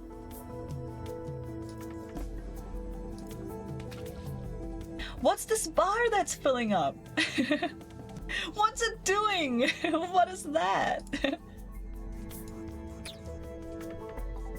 Is that is that like the turn? Like when it's their turn to go? Anyway, we're just gonna hit it now. The bar is an ATB meter. When it's full, it'll use an attack. I see. Oops. Oh well. Get him! What are we at right now anyway? I lost track. How's everyone's health doing? Pretty alright. I'll just keep attacking it. Yippee! Jake's sense of relief at beating the whatever it was is short-lived, as it moves out of the way but still lingers in another corner, as if daring him to fight again. Oh, we can like go back to boss fights or something? Still, he notices a new doorway behind where it was. That it seems to have been guarding. He isn't sure if he's ready for that at the moment, so he heads back to the hallway. He feels like he can breathe again in the safety of the hallway, and catches the others up on the adventure. Well, you did an amazing job, babe. I can't believe we fought the personification of loneliness. He expects someone to ask what he means by that, so he feels the need to clarify of his own accord. We had to fight loneliness, but like in physical form. Then again, the door also led to the student center atrium, so everything's just a little bit strange right now. Want to head back to Q&A for now? Jake nods. Welcome back. Thanks. Did you kill all the decorations? We killed some of them. Lisby gestures towards the cabinets at the back of the room. If you want to fight some more as combat practice, there's some more decorations in the cabinets. I managed to wrestle them in there and contain them at least. Thanks, I'll keep that in mind. Oh, we found some coins. Ooh, I can give you some stuff in exchange for them. If you're ready, babe, we can also return to the doors and try some other areas. Alright, what's available in the shop? Nothing that I can afford! Oh, you can just straight up buy a level up? Neat.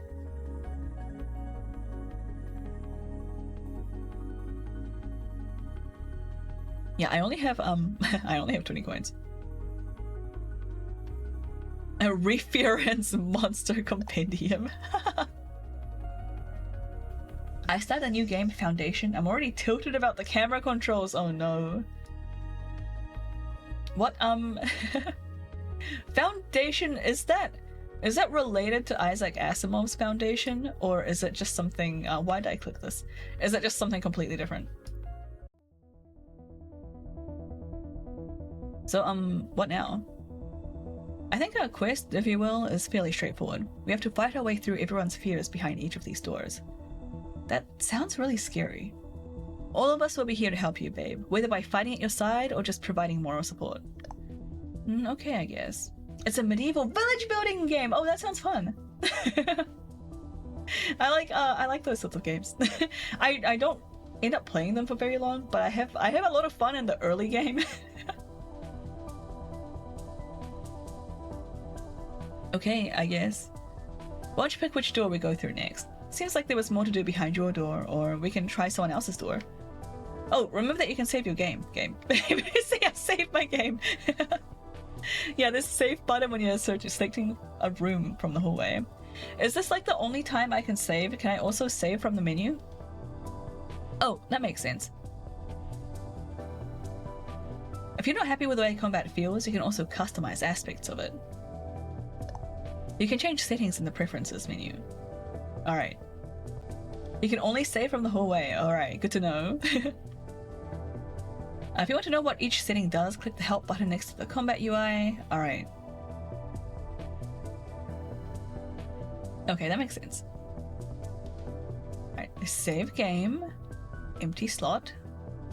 There's a lot of slots. Cool. I appreciate that. I've been playing Coffee Caravan as like my attempt to wind down at the end of the day before I go to bed. And it only gives me 3 save slots and I hate it. Okay. So I guess we go through one of these, right? I don't want to continue this one. It seemed to hint to me that it might be harder. Oh, he breaks walls constantly, does he? Nate's fears. Average enemy level 6. Is there... Oh, geez. Are there any that's easier? Do these just go up? And they just go up. I guess I should just do these in chronological order. Not in chronological order, but like in the order that they appear. That seems to make more sense. It's not room 2, average enemy level... Okay, well, let's go here. I guess I should maybe rotate people out. Because otherwise I'll just end up with all the XP on like the same party members. I should probably level up the heals a bit. Wait, is this one support as well? Supportive attacker. What were the skills? Okay. Adam's like the only... Wait. Adam isn't the only one with heals, right? Don't our Pop Tart also do something? Yeah, recovers a small amount of HP. Right, we have to take him. So let's take Malik instead. Alright, here goes. Jake walked through the door to find himself in the atrium again, still devoid of chairs and tables. A motion in one corner catches his attention. Chris? Jake instinctively looks back towards the door, which seems to have shut behind him. How did you get in here? Wait, that must not be the real Chris. Chris, the fake one, shakes his head in what Jake interprets as pity. Of course you're here again, Jake. You're so pathetic. What? Asking if you want to go get food with you, or play board games with you, or study with you. When will you get the message? I don't like you. Your friends are only tolerating you because they feel sorry for you. Jake feels like he's going to cry, but holds back the tears. He refuses to let this fake Chris get the better of him. No, it's not true. The fake Chris coughs. The fake... Why is that so hard to say? The fake Chris scoffs. Whatever. Don't believe me if you don't want to. You're lying! Whatever. Come on, James. It's time I showed you what you were missing with that loser Chris coffee. For some reason, that crosses the line for Jake. No. You can insult me, but leave my friends out of this. Right. Your so-called friends. Let me show you what they really think of you. What Chris really thinks of you. Jake looks around at his friends standing next to him and reminds himself that they're with him now, voluntarily. Let's do this. Wait, what is this? Oh, we have like a yellow laser and green laser. Oh, they have like different like elements on them. Neat. Actually, can I start with wait, what's you? We can do phase of fire. Do we have like any sort of innuendo? Attempts to learn a low-level skill from an enemy. Oh, neat. A lip sync for your life. Convince an ally to sing along to give them a sing along. Oh, that's cute. It's a think of a sweet guy to raise an ally's magic. Okay, so he's like, give it water shield. Oh. So Malik is like primarily support. I probably should check that first. Let's do magic rainbow. Mean Chris cold shoulders. Let's smack around Chris first.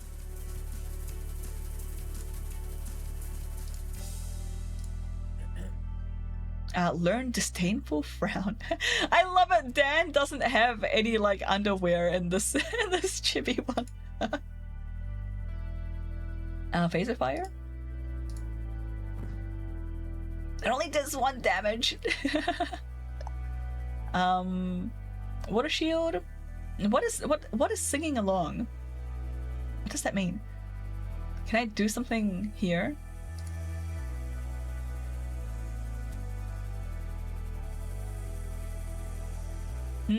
Okay.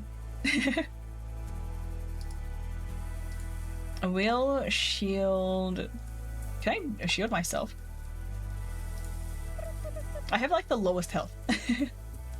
You can click the icons to get description. Oh, the buff icons? Oh, really? Food poisoning. Oh no, we got food poisoning.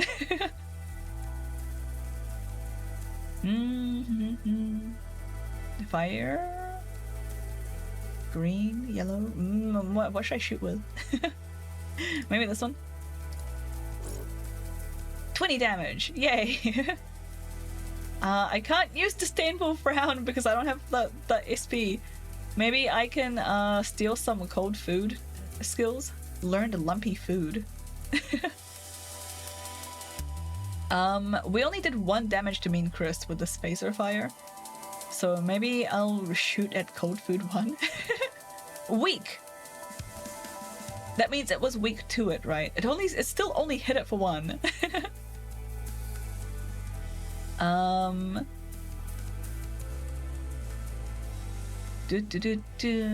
Let's oh, it raises an ally's magic. Okay, so maybe I should be using this on Dan. Oh no! He died! He got hit for 40 damage!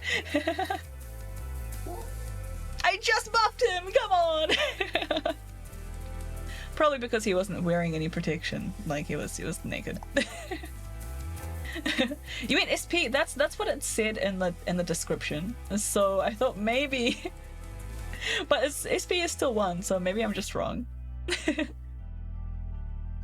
Yeah, I still wanna get rid of Chris.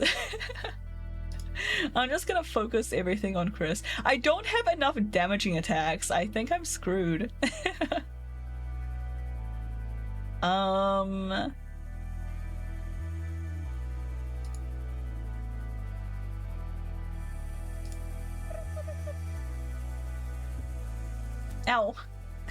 He hits really hard. No! Malik.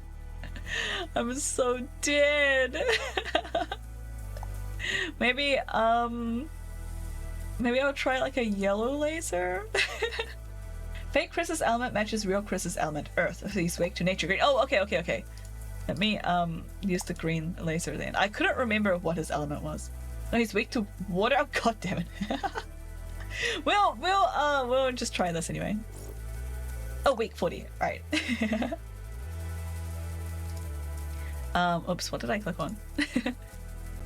At least we got rid of Mean Chris.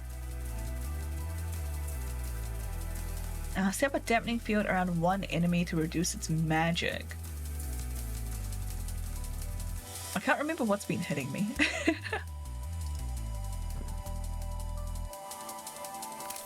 We are so dead.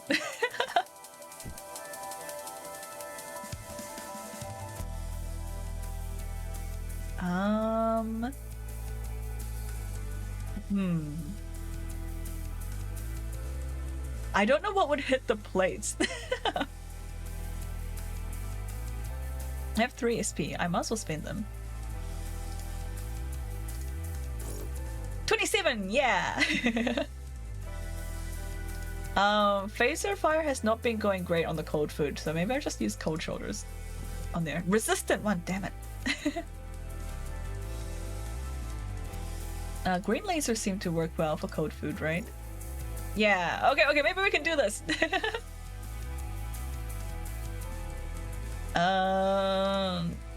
Cold shoulders. I don't know why I keep trying this.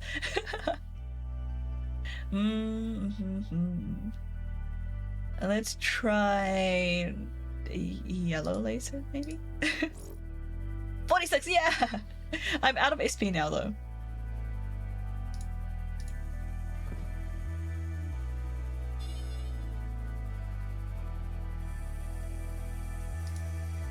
I'm kind of like, I don't have— oh, yay! I was gonna say, I don't have very many options left. Let's go! We leveled up a bunch. Thanks to the XP boost. Right, fake Chris is back. You think this is over just because you bit me, Jake? This changes nothing. Your friends are just around because they feel sorry for you. Soon they'll grow sick and tired of dealing with you all the time. Jake shakes his head, feeling a bit reassured now by the victory. You're wrong. Jake looks around at his friends, standing with him. I love my friends. The way I feel safe around them and how we help each other with homework or support each other when we have problems. They're just using you. No, you're wrong. I know that now. I love them and I know they love me too. The fake Chris makes a dismissive noise and turns away, and that's maybe the clearest sign of all to Jake that he's won. By the way, here's your reward. Jake follows his gesture to a doorway that he hasn't noticed before. He isn't sure if he's up for another fight yet, so he heads back to the hallway instead, feeling a bit more comfortable with everything. Jake feels better once he's standing in the hallway again. You okay, babe? Jake nods. Yeah, the room had a fake version of Chris who told me that my friends didn't care about me. Jake thinks it's absurd when he says it out loud, but he feels better when Nate wraps his arm around his back. You know that's a lie, Jake, right? Yeah, I know. Sometimes I'm just afraid that everyone's just tolerating me being around, but I know that's not true. It sounds like you just fought the manifestation of that fear at least, so that's good, right? Jake nods. Alright, should we continue with this one? Although we can, these are average enemy level 4. We're like level like 6-ish now, right? surely we can handle this one. Yeah, level 6. 5, 5, 5. 4, 4, 4, 1. Okay, maybe not. Hi, Kitty. You're at a charity shop until— no, okay. Have a good shift. Don't die. Let's go through— wait, can I go back? How do I go back? Can I go back to the hallway? Am I just boned when I selected this? You can't go back! You can't go back! Oh no! Oh well. I guess this is what we're doing. Nate has to come with us. Let's see. Adam's only level 1. At least Jake is level 6. I didn't use Dan at all. I don't know if that's just because, like, ow. Thank you for the hydrate. Everybody hydrate.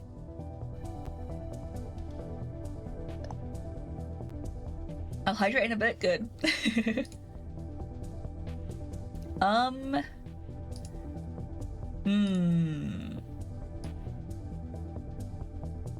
Let's take Carlos. And I like the scanning thing that he had. Nate nods. Great. Everyone ready to go? Nate sounds confident, but Jake knows him well enough to know he's actually nervous about what might be behind his door. What could Nathan be afraid of? I bet it's celibacy. It's a room full of monks and nuns. I think that's you, Dan. You're never going to know, Daniel. Psst, whatever. I can't wait to hear about your adventures fighting the Pope. The Pope. And Jake takes Nate's hand and gently squeezes it, and they walk through the door together. Nate stops in the room as the door closes behind them. A couple of bats flit around the ceiling, but a couple of beams from Jake make quick work of them. Have a good stream, thank you! TY! We're in a classroom, so maybe it's something to do with office hours? TAing? I do enjoy being a TA though, so I'm not sure why that would be a fear. Oh no. There's a slight popping noise, and a sheet of paper suddenly pops into view from nothingness, floating through the air and draping itself over one of the computer screens. Nate stares at it, and Jake realizes it must be representative of one of Nate's fears. Jake doesn't say anything, but based on how Nate's staring at it— wait, I already said that. Wait, no, wait, it's just similar to the last— okay. And based on how Nate's staring at it, he knows that Nate must be feeling the same thing that Jake had when he'd been confronted by a cloud of loneliness. It's a pay stub. Well, physically it's a pay stub, but it's representative of work, of a job, at a company. You're afraid of working after graduation, you're afraid of having a boss, or you're afraid of the importance of a job in your life. I feel like this is a very valid concern. Nate seems to think about that, but Jake feels the need to clarify. Sorry, I mean, your parents didn't really have time for you growing up, so you're fairly independent. You're afraid of being tied down by a job. It is depressing, like how so much of your identity ends up coming from your job, like in your adult life. Like it's such a big chunk of your day, of your week. It's like depressing. Yeah. I totally get that, Bob. I'm not sure tied down is quite right, but the general sentiment seems correct. Maybe dependent on? It's a fear of feeling like I can't leave a job that I hate, or that isn't working out for me because of circumstances like money. Nate shrugs. Does that make any sense at all? It does. Your parents have been at the same company since they started working, right? They have. My dad has switched job a few times, but only when he got laid off. My parents have told me to be thankful for a job, like I have some sort of responsibility to the company for hiring me. That feels like the general sentiment of our parents' generation, Jake. Yeah, for real.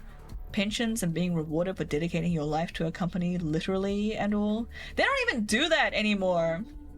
Like back in their generation, I think that was more of a thing. But these days, you hear of people getting laid off like a year before pensions and stuff, because they don't want to pay. It's like they don't reward you for sticking around anymore. Not that they ever really did a great job of that earlier, but it feels like there's been a very significant shift away from that with companies. They don't really care about retaining good employees anymore, in my opinion. They just want what's cheaper. It really has, yeah. The problem is that jobs aren't like that anymore. He even covers it in the game. The problem is that jobs aren't like that anymore. So even though I objectively know I could change jobs if I needed to, or arguably even not work if I needed to, it's still worrying. I like the fear of being dependent on work. I want to work, but not feel like I'm stuck somewhere that doesn't feel right to me. Should we fight it? Make it go away? Nate holds out his hand, and Jake takes it. I think that's a sound course of action, Jake, babe. Alright, let's go. I actually want to, you know what, can I, you can escape from battle. Can I get to the settings? Change combat settings? I don't think I like the auto skill pop-up. How do I get out of this? Over here. Gotta sleep. Yeah, thanks for hanging out, SB. Have a nice rest. I hope you have a good day tomorrow. Analyze nebula? What is this? Use nebula gas to reduce one enemy's magic defense. Oh! Neato. Yeah, alright, I wanna use the tricorder. The unemployment line! Alright, paycheck 1. 95 HP. Element nature. What does that mean? I don't remember! Oh my god, it has a really high magic defense. So I guess we should focus on on physical attacks. Holy cow! Nature is weak to fire, thank you! Alright. That means that we go pew pew. But this is like a magic attack, right? So is it just gonna cancel itself out? Let's try it. Let's see what happens. Yeah, it only does 2 damage. Also, Nate's gunshot ignores defense. No way! I didn't know that. Handgun. Wait, tree branch. Wait, what was that? Hit an enemy with a tree branch for average damage. I love that. Pew. It only does 8 damage. Oh my god, we're gonna die.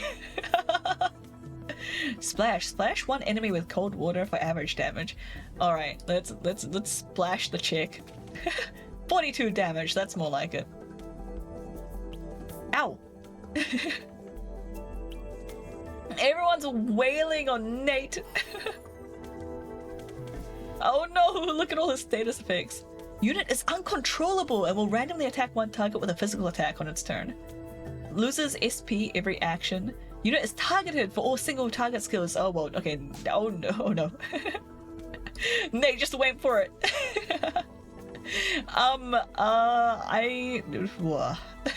Recover. I don't want to spend like all of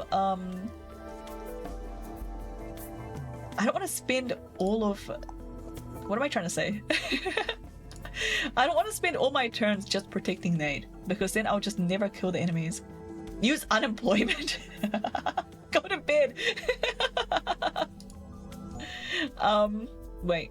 Yeah, this like buff the whole party or something? Wait. Oh, unit is okay, so now he's targeted. We'll see what happens, I guess. Alright, well, you don't have any physical attacks. I want to scan the unemployment line.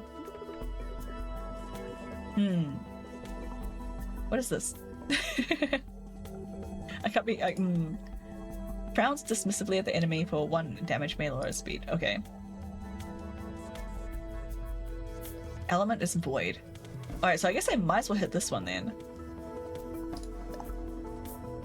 It's green because Dan already learned that skill. Right. Let's, I have like 8 SP. I guess oh, blue laser. Neat. Now I have like a water one. I don't know which one I want to use though. I guess it doesn't really matter since it's a void. But it does do more damage than the rainbow, so I should probably... Let's just use the fancy new one. Hit the unemployment line. Water them down a bit. No! Can someone help me? Oh no, sorry Nate. Oh no! Carlos is the only one that's alive! What the heck happened? Is there like a combat log? Defeat. Rip. 07. I think maybe I'm not as ready to tackle this particular concern as I thought I was. We can always try again later. Nate nods. We'll have to. Thank you for continuing to support me. Yeah, considering I didn't really mean to fight this room, I just couldn't go back. Kind of a log at the top, but it doesn't have history. Yeah, I saw it popping up at the top, but yeah, I was wondering if I could like scroll back through. Yeah, Nate heads back out through the door to the hallway, and Jake follows. How was fighting the Pope? I don't want to talk about it, Dan. Oh, he was that good, huh? This conversation is over. What's next, Jake? Alright, we're gonna continue with Jake's room and start room 3. And I would like, yeah, we haven't got any levels on Adam yet, so I'd like to do that. I really like having his scanner.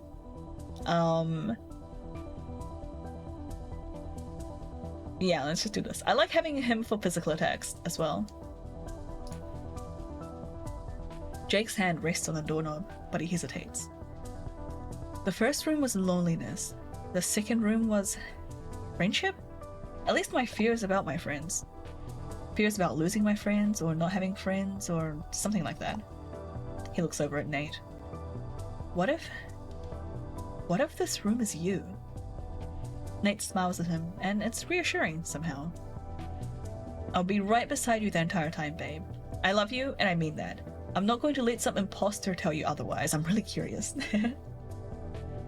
There's a scan further down in Adam's skill set. Oh, neat.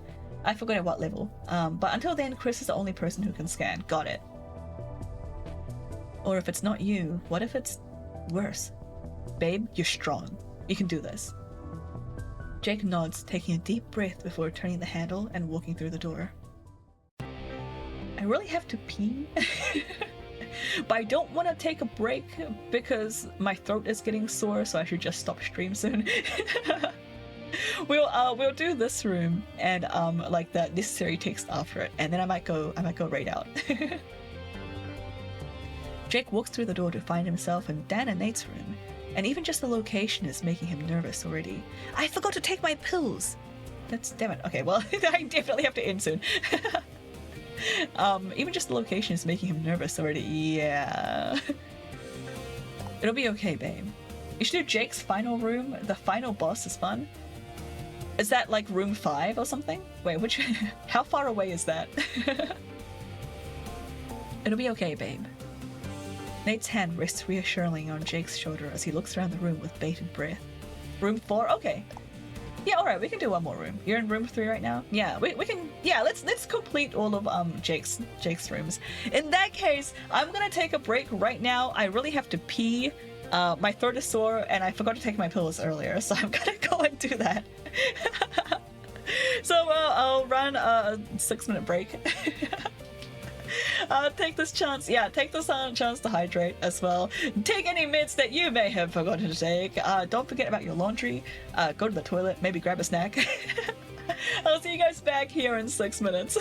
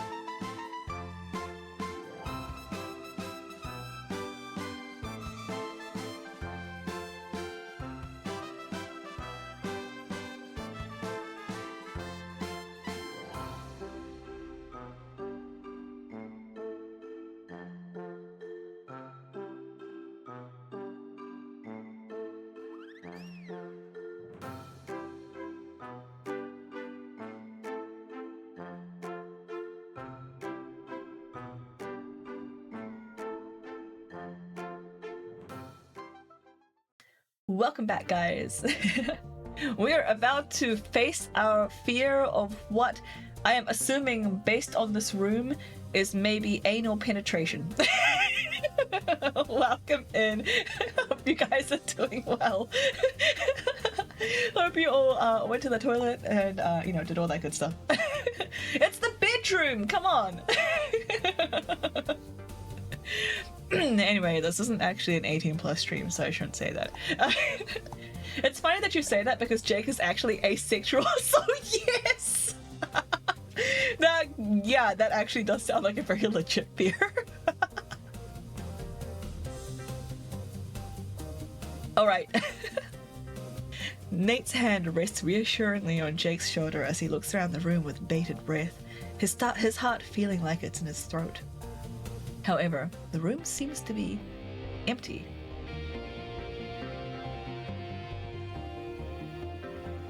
There's nothing here?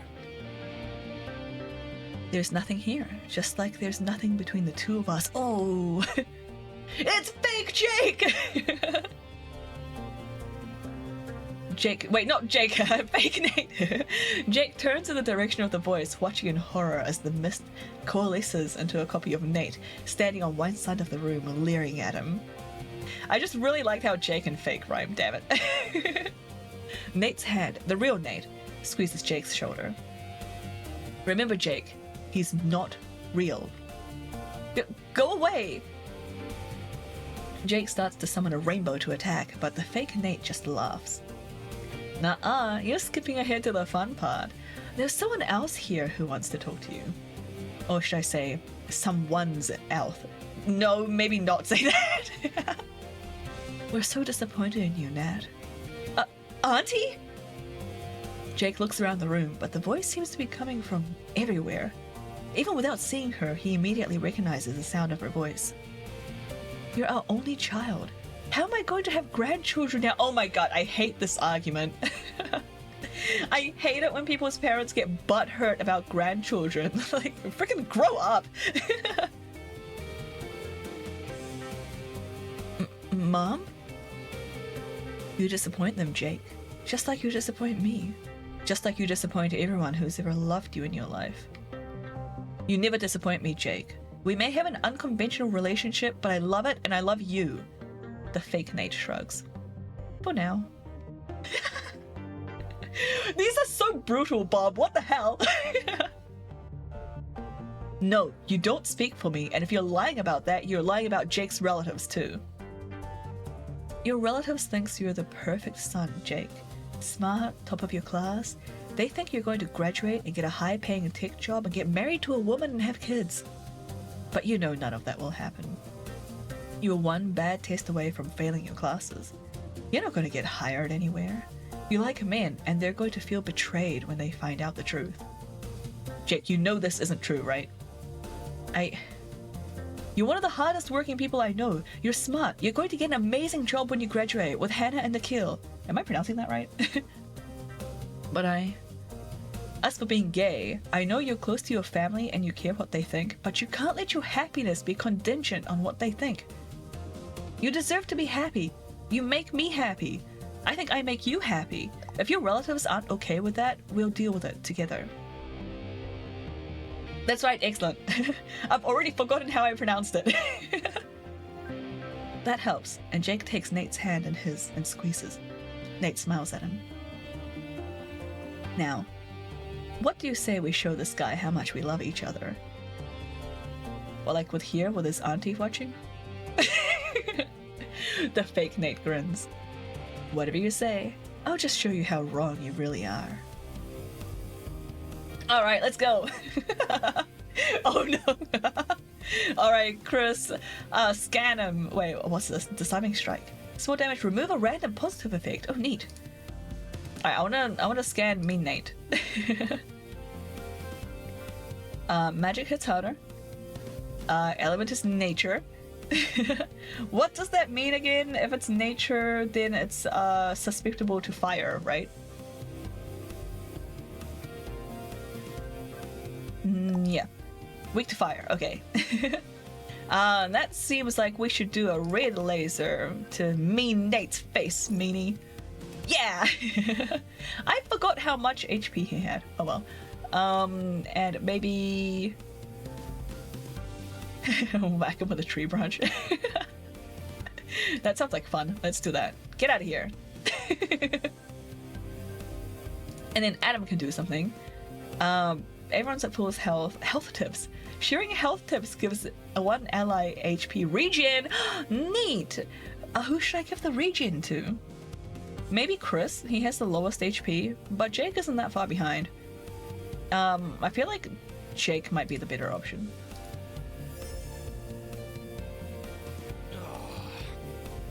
Sorry, Chris. Oh no.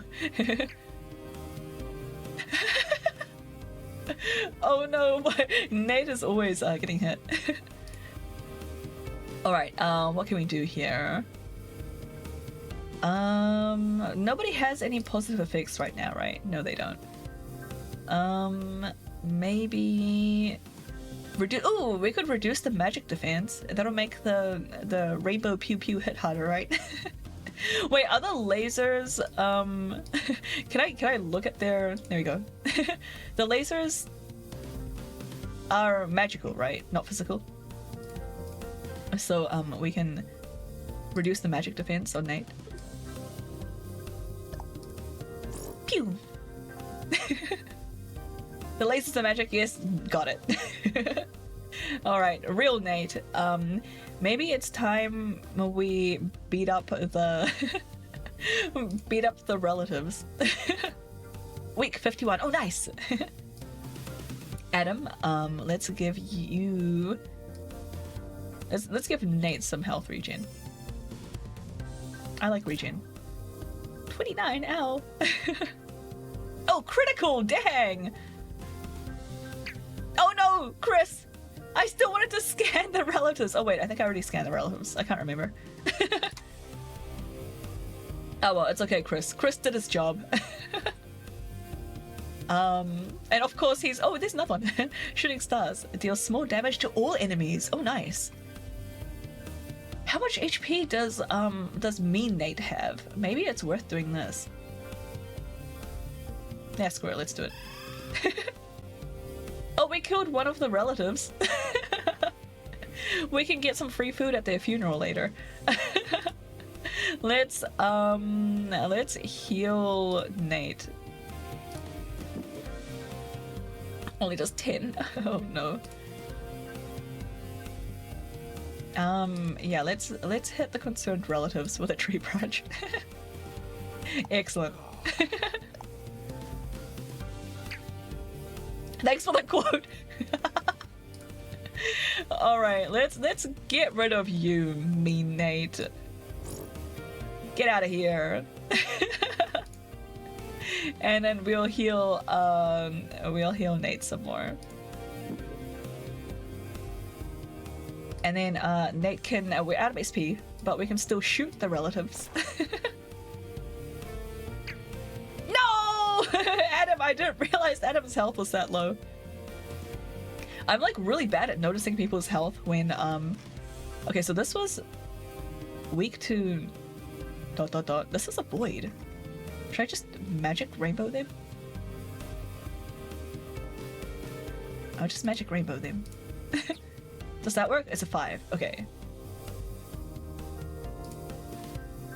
Pew pew. How much health do they have left? I am out of SP. Wait, I thought I had 1 left earlier. Why am I on 0 now?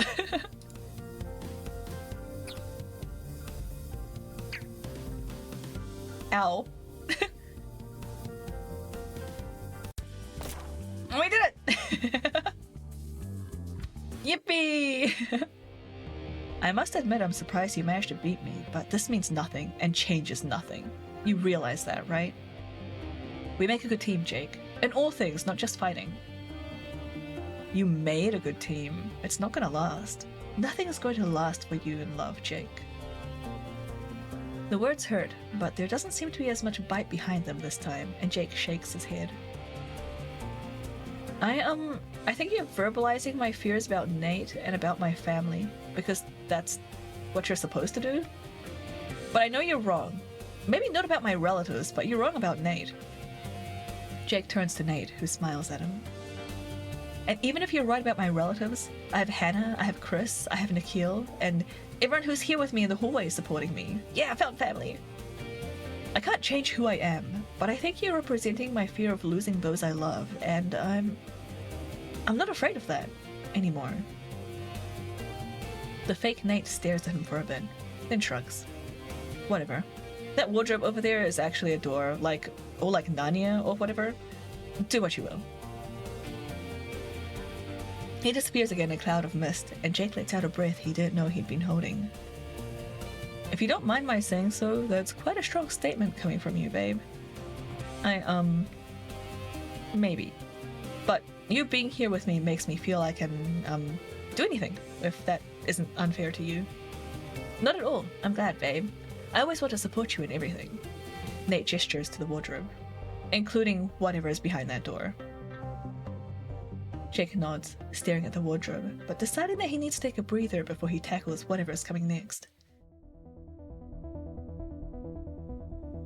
I was pretty happy with that lineup of parties. I might keep that and do room 4, which should be Jake's final room, right?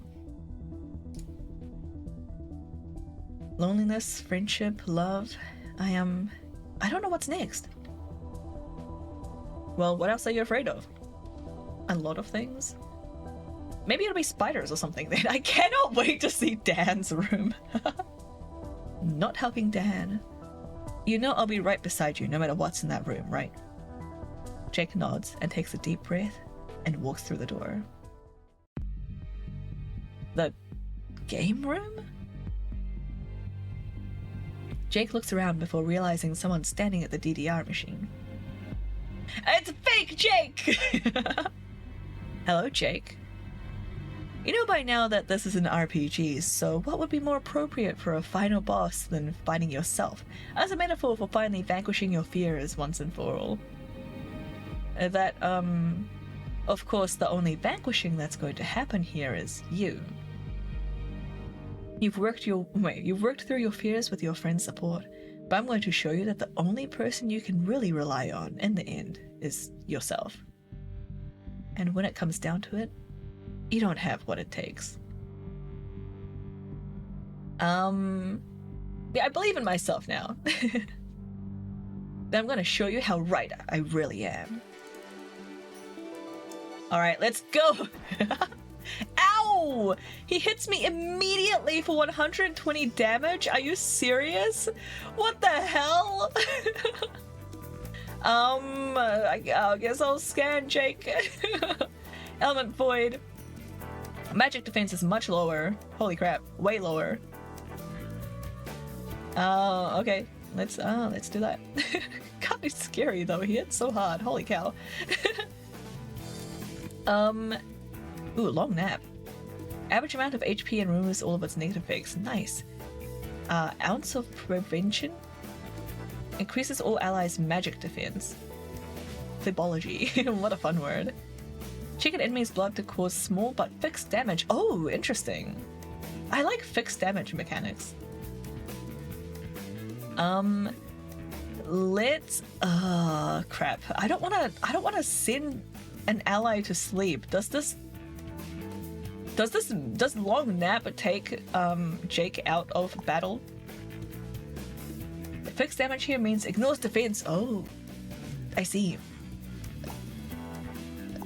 No, it just heals? Okay. Let's do that. Oh yay! Healed all the way back up? Neat. What can I do here? Let's, increase magic defense, pin an enemy, practice grip for increased defense. I kind of want to do... He has like the most, health. No! He removed the doctor! No, Adam! Is he gonna come back? What the hell was that? Catchy tune. Oh, give one ally HP regen. Neat. Okay, so he's like void, right? So it doesn't matter which of these lasers I use, right? Let's use the blue one.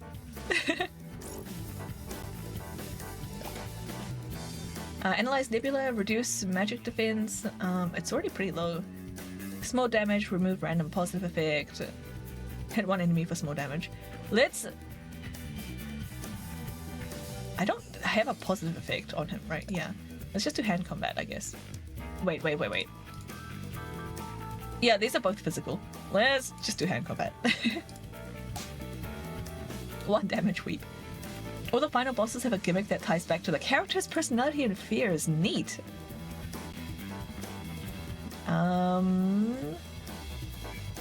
Let's just smack him with a tree branch. Wham! No! Chris! Shoot him! Pew pew! Critical! Oh my god, wait. That was a much quicker battle than I expected. Yeah, like Fake Jake said, he's going to show Jake he can only rely on himself. Yeah, that's a cool little mechanic. What a fun gimmick. 25 coins, let's go. Huh. Maybe I was wrong. You were. And you know why? Because I know now I don't have to do everything by myself. I might not be able to do things by myself, but that's okay. My friends and family can help me avoid loneliness, and care about me, and love me. I have people who love me, and it's okay to let them help me. It's okay to rely on them. Jake learned a new skill. Defer. Oh, neat. What just happened? That was very eloquent. I'm glad you took something positive out of this experience. Yeah. Here's something else you can take from this experience. Oh my god! We have a kitty headband! Also learned a skill, kitty surprise. Oh, thank you. It's on his head. I'll be here if you ever want a rematch. Or just to play some DDR together. We're probably about the same level in that, right? Yeah, take care? The copy of Jake chuckles before disappearing. Jake looks around the room for another doorway, but he doesn't see anything other than the one he came through originally. He heads back out into the hallway. I think that's it for my, dungeon? That's a reasonable way to think about all of this. I fought myself and bent myself and learned that it's okay for me to rely on others, and I got this headband out of it. And it suits you well, sweetie. Well, there are more rooms to explore, so it's up to you what we do next, Jake. Well, what we are going to do is save the game. Yep, over here. Yep. And then we are going to go raid the panda. And I'm going to have some lunch. Thanks for stream. Thank you for the game, Bob. Thank you for giving me the bonus XP boost as well. I think it would have been like I'm glad like it let us get through that final room for Jake. that was like a nice way to like wrap up the stream. All right. Red's still playing a web fishing, right? I really wanted to catch that. Thanks for hanging out, guys.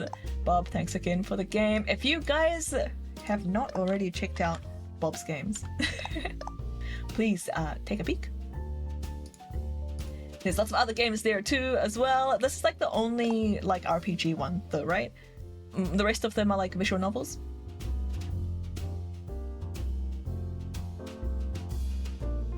Yeah, good use of your library card swipe. Thank you for not making me play a rhythm game. Necrodancer was painful. There's some other kinds of games, but mostly visual novels. Yeah, if you like gay content and visual novels, please check out Bob's games. Also, just like a really cool guy, as much as I hate to admit it. We hate you, Bob. Alright, let me just take a quick look. I'm like definitely... Yeah, I'm definitely streaming and raiding into Red, I think. I want to play web fishing. You misspoke cruel. Oh, you're right. My bad. Sorry, Bob. Sometimes I have like a bit of a speech impediment. Anyway, thanks for hanging out, guys. Tomorrow I still have the house to myself. So while it's not on the schedule, I'm thinking about doing another stream. It's that fake New Zealand accent, yeah. That's exactly what it is. So yeah, maybe you might get a surprise stream from me tomorrow. I'm hoping to work some more on what was I doing? On Monday's commission. Maybe we can finish that up on stream. We'll see how it goes. Let's see how I'm feeling. Let's see how much I can get done today. Thanks for hanging out. Good luck with 4th of July. July the 4th, Independence Day fireworks stuff. Monday's commission is so pretty. Thank you, Bob. Amazing that it came from your hands. Thanks. I think. Alright, maybe see you guys tomorrow. Good luck getting some sleep tonight with all the fireworks and stuff going on if you're in the US.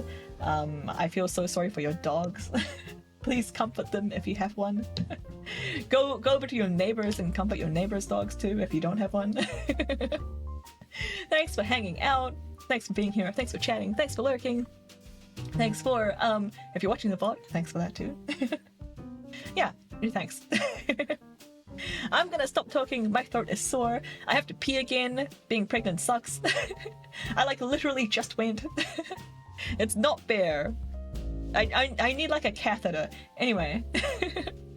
We're going to go raid into Red the Panda, who is another awesome VTuber. I feel like I just called myself an awesome VTuber. He's another VTuber, and he's awesome. Yeah. You need a cathode. What about an anode? Zap the pee out of you. That could work.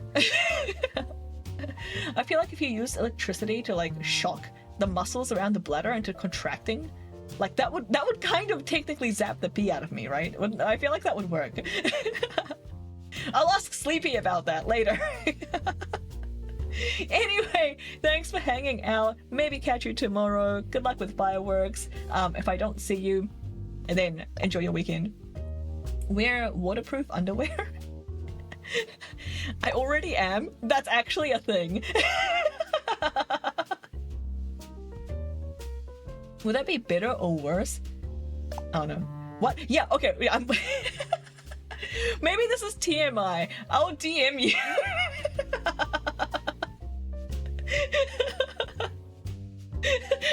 I'll DM you later.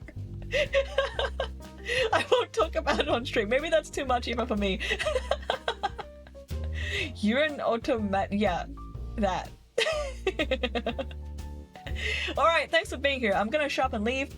Raid is doing community night. We're doing web fishing and then marbles on stream, I think.